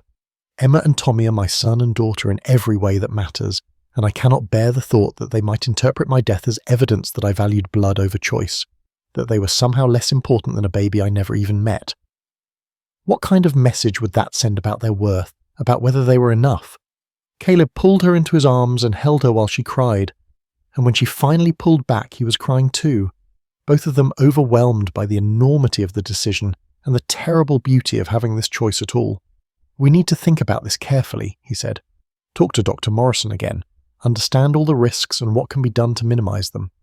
Talk to Emma and Tommy too, because they are old enough to be part of this conversation and they deserve to know what is happening and have their voices heard. This affects all of us, not just you and me, and we should make this decision as a family." They did talk, long conversations over the next week that ranged from practical to philosophical, medical to emotional. De Morrison explained that the greatest risks were in the first 3 months and the final month, that if Sarah made it past the early period of potential miscarriage, her chances improved significantly, though they would never be what they would be for a younger woman with no medical history. He recommended bed rest in the final weeks, careful monitoring throughout, and immediate access to medical care at the first sign of complications. Sarah and Caleb talked to Emma and Tommy one evening after supper, explaining in age-appropriate terms what was happening and asking how they felt about it. Emma had been quiet for a long time, her sharp mind clearly working through implications and concerns before finally saying, "I do not want you to die. If having this baby means you might die, then I do not think it is worth it because we need you here. You are our Ma and we just found you, and it would not be fair to lose you for a baby that is not even born yet. but Tommy had surprised them all by climbing into Sarah's lap and putting his small hand on her still flat belly. "There is a baby in there?" he asked wonderfully. "A brother or sister for me and Emma?" Sarah nodded, unable to speak around, the lump in her throat. "Maybe," she said. "If everything goes well and I stay healthy, then yes, there will be a baby in the spring." Tommy was quiet for a moment, and then he looked up at her, with those serious dark eyes that always seemed older than his years. "You should keep it," he said simply. "Babies are good, and I think this one wants to be born. You will be careful, and DeMorrison will help, and me and Emma and Pa will take care of you. It will be okay." The simple faith in his voice, the absence of doubt or fear, cut through all of Sarah's complicated reasoning and brought her back to something fundamental. This child, this impossible, miraculous child, deserved a chance at life just as much as Emma and Tommy had deserved a chance at a family. The risks were real but not certain, and she could take precautions and be monitored, and trust that her body, which had surprised her by conceiving, might also surprise her by successfully carrying and delivering. More than that, she realized that ending the pregnancy out of fear was not the same as choosing Emma and Tommy over a biological child. It was just choosing fear over hope, and she had spent too many years ruled by fear already. She looked at Caleb and saw in his eyes that he had already accepted whatever she decided, that he would support her and love her regardless, and that certainty gave her the courage to choose hope. "I want to continue," she said quietly. "I want to give this baby a chance, to give us all a chance at this experience. But I need you to promise me something, all of you. If at any point the choice comes down to me or the baby, if Dr. Morrison says that continuing the pregnancy will definitely kill me, then you choose me. You choose me and Emma and Tommy and our family, and you do not let guilt or obligation or misplaced nobility convince you otherwise. Do you understand? I need to hear you promise." Caleb nodded, his face set in grim determination. "I promise," he said. "If it comes to that choice, I will choose you, always. You are the center of this family, and we cannot lose you." The pregnancy progressed with agonizing slowness, each day a small victory and each week a milestone to be celebrated. Sarah followed DeMorrison's instructions religiously, resting when she was told to rest, eating what he recommended, avoiding heavy labor and stress. Emma and Tommy took over many of her usual chores without complaint, Emma managing the household with surprising competence for a 10-year-old, and Tommy helping Caleb with ranch work while keeping a watchful eye on Sarah. The whole community rallied around them again, women bringing meals and offering advice, Dr. Morrison stopping by weekly to check on Sarah's progress and adjusting his recommendations as needed.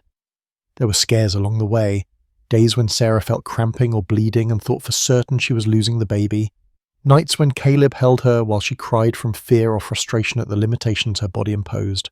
But the pregnancy held, the baby grew, and as Sarah's belly swelled with visible proof of the life inside her, she began to believe that maybe this miracle would actually happen, that maybe her body had healed in ways no one understood and was giving her this one impossible gift. The baby moved for the first time in late March, a flutter like butterfly wings that grew stronger over the following weeks until Caleb and the children could feel the kicks from outside. Emma was fascinated, asking endless questions about how babies developed and what would happen during birth. And Sarah answered honestly while trying not to frighten her with the realities of labor. Tommy was quieter but equally interested, often sitting with his hand on Sarah's belly and talking softly to his unborn sibling, telling the baby about the ranch and the animals and all the things they would do together once it was born. As Sarah entered her final month, DeMorrison insisted she remain in bed, except for brief walks to maintain circulation, and the enforced inactivity was almost harder than the physical discomfort of late pregnancy. She lay in bed reading and helping Emma with lessons and directing household management from her room, feeling useless and anxious and desperate for it to be over. Caleb barely left her side, sleeping in a chair next to the bed most nights so he would be there if she needed him, and his constant vigilance would have been smothering if it had not also been so clearly rooted in love and terror of losing her. The labour began on a warm April afternoon with the spring flowers in full bloom and the air sweet with growing things, starting with mild contractions that Sarah almost dismissed as the false labour she had been experiencing for weeks, but the contractions grew stronger and closer together, and by evening it was clear this was the real thing. Caleb sent Tom Peterson riding hard for Dr. Morrison, while Martha Brennan and 2 other experienced women came to help with the birth, and then began the long, difficult work of bringing a child into the world. The labour went on through the night and into the next day, hours of pain and exhaustion that blurred together into a nightmare Sarah would later struggle to remember clearly. There were moments when she was certain she was going to die, when the pain was so overwhelming she could not imagine surviving it, when she understood viscerally what Catherine must have suffered and why Caleb had been so terrified of this. But there were also moments of clarity when she could hear Emma and Tommy in the next room being comforted by Jacob Brennan, when she could see Caleb's face white with fear and determination as he held her hand and whispered encouragement, when Dr. Morrison's calm professional voice talked her through each stage and assured her she was doing well, everything was progressing normally. The baby was born as dawn broke on the second day, sliding into the world with a cry that sounded like triumph, and Dr. Morrison held up a tiny squalling infant and said, "You have a daughter, Mrs. Hayes, healthy and perfect." Sarah barely had strength left to hold the baby, letting Martha clean and wrap the infant before placing her in Sarah's arms. But the moment she looked into that small scrunched face, she felt something fundamental shift in her understanding of the world. This was her daughter, blood of her blood and bone of her bone, the impossible miracle that should never have existed.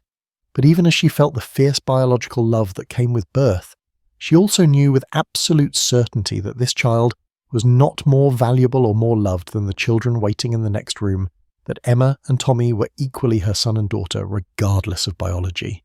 The baby nursed with surprising vigour for a newborn, latching on with determined intensity, and Sarah laughed through her exhausted tears at the evidence that this child was going to be as fierce and stubborn as the rest of the family. "What will you name her?" Dr. Morrison asked, making notes in his records. "Hope," Sarah said without hesitation, looking at Caleb, who nodded agreement through his own tears. "Her name is Hope Hayes, because she is the embodiment of hope, proof that impossible things can happen if you are brave enough to try." When Emma and Tommy were finally allowed into the room, they approached the bed with a mixture of excitement and uncertainty, clearly not sure how they fit into this new configuration or whether the baby's arrival changed their place in the family. Sarah saw their hesitation and understood immediately what they needed to hear. "Come meet your sister," she said gently, and watched their faces transform as they realized that sister meant they were siblings not just to each other, but to this new arrival, that the family was expanding, not replacing.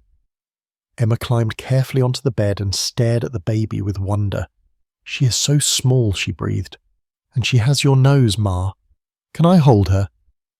Sarah showed her how to support the baby's head and placed Hope in Emma's arms, watching the girl's face cycle through awe and fierce protectiveness, and something that looked like love. Tommy stood on his tiptoes to peer at his new sister, reaching out one finger to touch her tiny hand, and when Hope's fingers closed reflexively around his, he gasped with delight. "She is holding my hand," he said.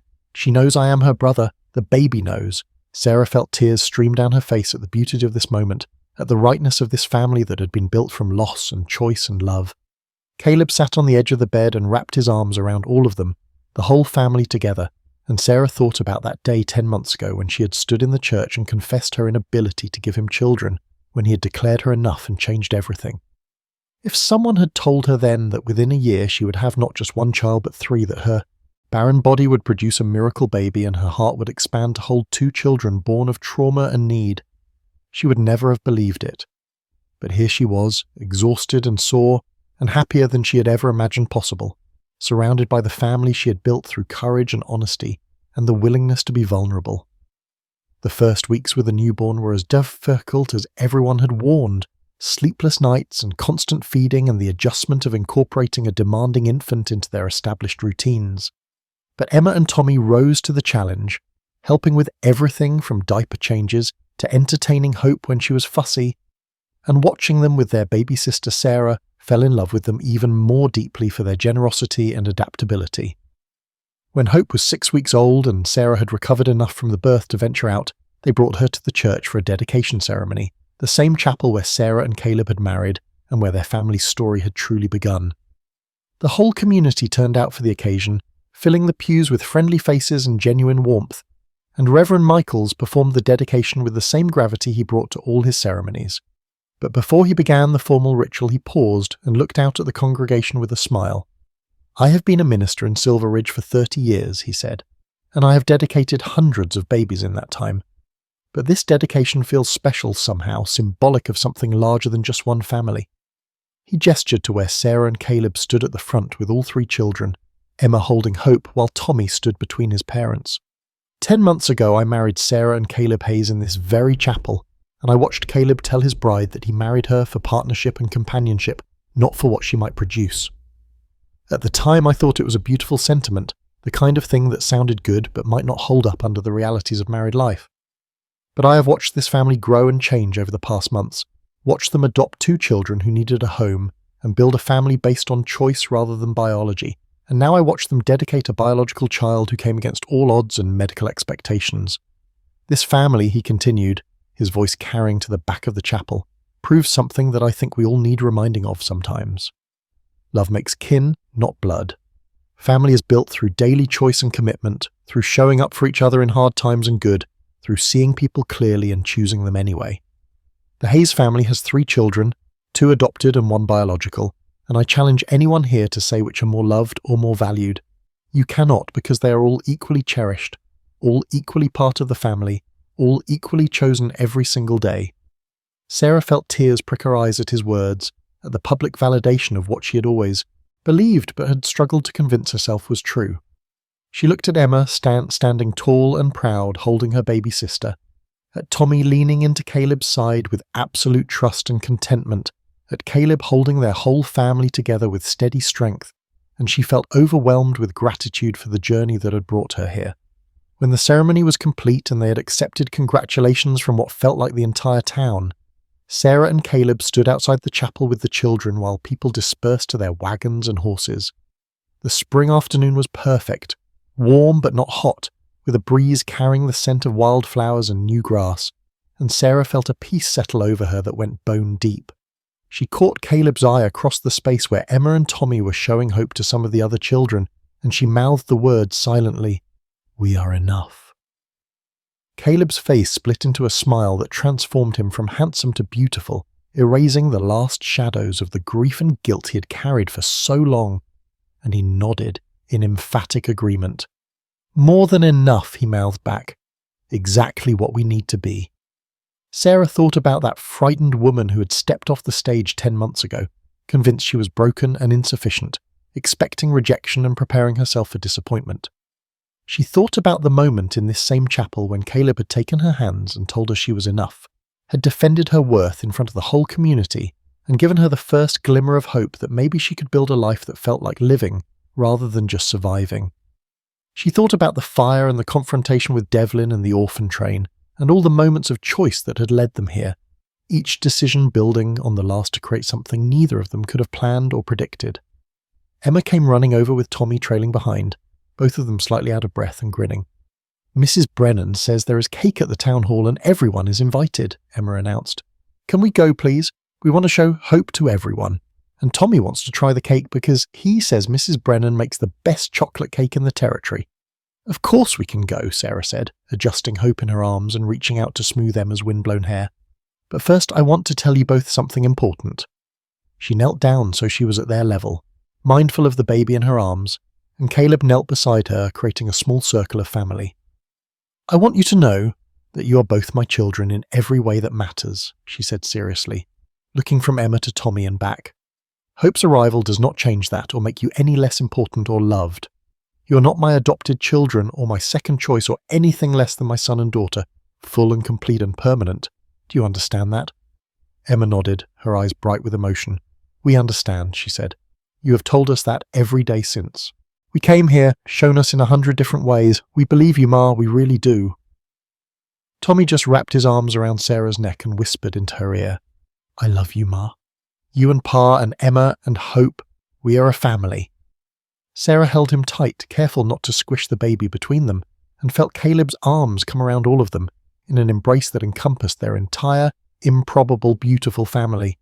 They stayed like that for a long moment, the 5 of them together, in the spring sunshine outside the chapel, where it had all begun, and Sarah thought about the promise that Caleb had made in his vows, the promise that he married her for who she was rather than what she could produce. That promise had been the foundation everything else was built on, the bedrock that allowed them to weather storms and build something lasting and real. As they walked toward Town Hall for the celebration, their family complete and their future spreading out before them full of possibility and promise, Sarah found herself thinking about all the women who had made her feel insufficient over the years, all the people who had reduced her worth to her reproductive capacity and found her wanting. She wished she could tell them that they were wrong, not just about her, but about the fundamental premise of their judgment. Worth was not measured in bloodlines or biological function, but in courage and character, and the daily choice to show up with honesty and love. She had proven that by building a family that was stronger and more real than many biological families she had known, by raising children who were thriving not despite being chosen but because of it, by loving a man who valued her for her mind and heart and spirit, rather than for what her body could or could not do. The baby in her arms was a miracle. There was no denying that.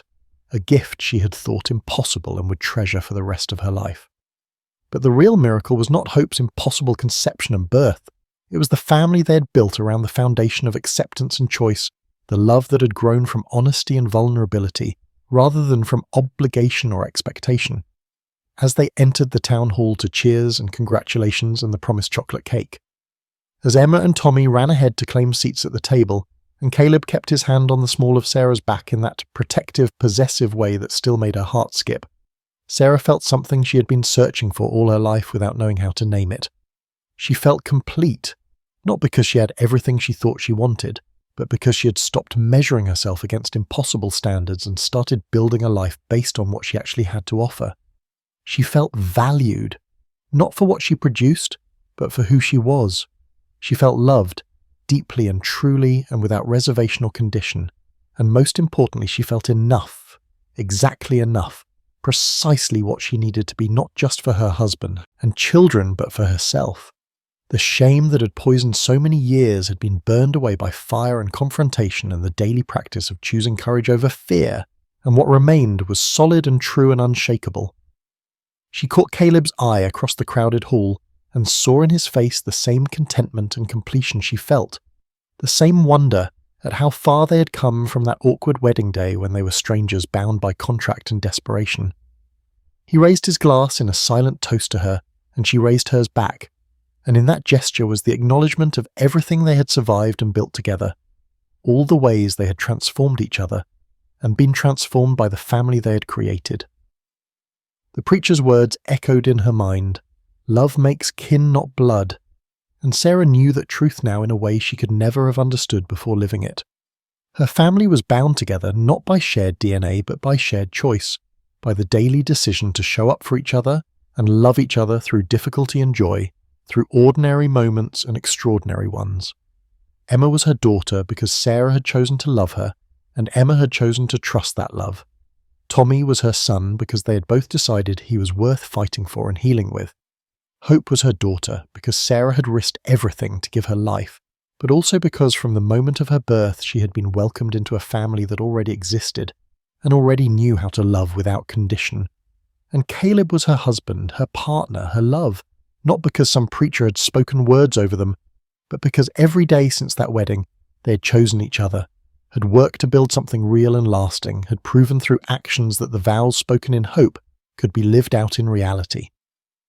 As the celebration continued around them, neighbours and friends offering congratulations and telling stories and eating cake, as Emma showed off her baby sister with pride and Tommy stuck close to Caleb learning how men interacted in social situations, as Hope slept peacefully through the noise secure in Sarah's arms, Sarah allowed herself to feel the full weight of what she had accomplished. She had come to Silver Ridge expecting nothing, hoping for basic security and perhaps eventual acceptance, prepared to settle for a partnership based on mutual benefit rather than affection. Instead, she had found love and family and purpose, had discovered strengths she did not know she possessed, and shed limitations she had accepted as permanent. She had stood up to a powerful man who tried to reduce her worth to her biology, and won not just the legal battle, but the war for her own self-definition. She had taken in 2 traumatized children and helped them heal while letting them help heal her in return. She had carried and delivered a child doctors said was impossible, proving that sometimes the body surprised everyone, including the experts who thought they knew its limits. And through it all, she had been supported and loved and valued by a man who saw her clearly and chose her anyway, who had made a promise in a church 10 months ago and kept it every single day since. She thought about that moment when she had pulled Caleb aside after their wedding and confessed her inability to give him children, the shame and fear she had felt, the certainty that he would regret marrying her once the reality sank in. She thought about his response, The words that had been repeated throughout Silver Ridge until they became legend. The declaration that he had married her for partnership and courage, rather than reproductive capacity. Those words had mattered not just because they sounded good, but because Caleb had meant them, and then proven through action that he meant them, had built a foundation on that promise that was strong enough to support everything that came after. The afternoon faded into evening, and the celebration began to wind down, families gathering children and heading home to evening chores and bedtime routines, and the Hayes family made their own preparations to leave. Sarah was tired, the kind of bone-deep exhaustion that came from recovering from childbirth while also managing a household and 2 active children, but it was a good tired, the tiredness of a life fully lived rather than merely endured. As they loaded into the wagon for the ride home, Emma and Tommy chattering about the cake and the people they had talked to and all the attention Hope had received, Sarah leaned against Caleb's shoulder and let herself just be for a moment, just exist in this perfect spring evening with her complete and complicated and beautiful family. The ranch came into view as they crested the last rise, the house glowing warm in the dusk with lamps lit in the windows, the barn standing solid and new where the old one had burned, the land spreading out around them green and gold and full of promise. This is home, Sarah thought, not just the physical place but the people in the wagon with her, the life they had built together, the future they were creating one day at a time. She looked at her 3 children, so different from each other, but all equally loved, all equally chosen, all equally hers. She looked at her husband, the man who had seen past her limitations to her possibilities, who had given her space to grow and challenged her to be brave and loved her through all the messy, complicated reality of building a life together. And she looked at herself, at the woman she had become through the crucible of the past 10 months, and she barely recognized the frightened, anxious creature who had stepped off the stage expecting rejection and disappointment. That woman had been transformed by fire and love and choice into someone stronger and truer and more herself than she had ever imagined possible. As Caleb helped her down from the wagon, and they all trooped into the house together, as Emma started setting the table for a late supper, and Tommy went to check on the animals before bed, and Hope woke demanding to be fed. As the ordinary rhythms of family life resumed, and the day's celebration faded into memory, Sarah felt a profound gratitude for the journey that had brought her here. She had come to Colorado Territory seeking basic security and perhaps eventual acceptance, had settled for a marriage of convenience based on mutual limitation rather than shared strength. But she had found something infinitely better, something she had not known how to ask for because she had not believed it existed.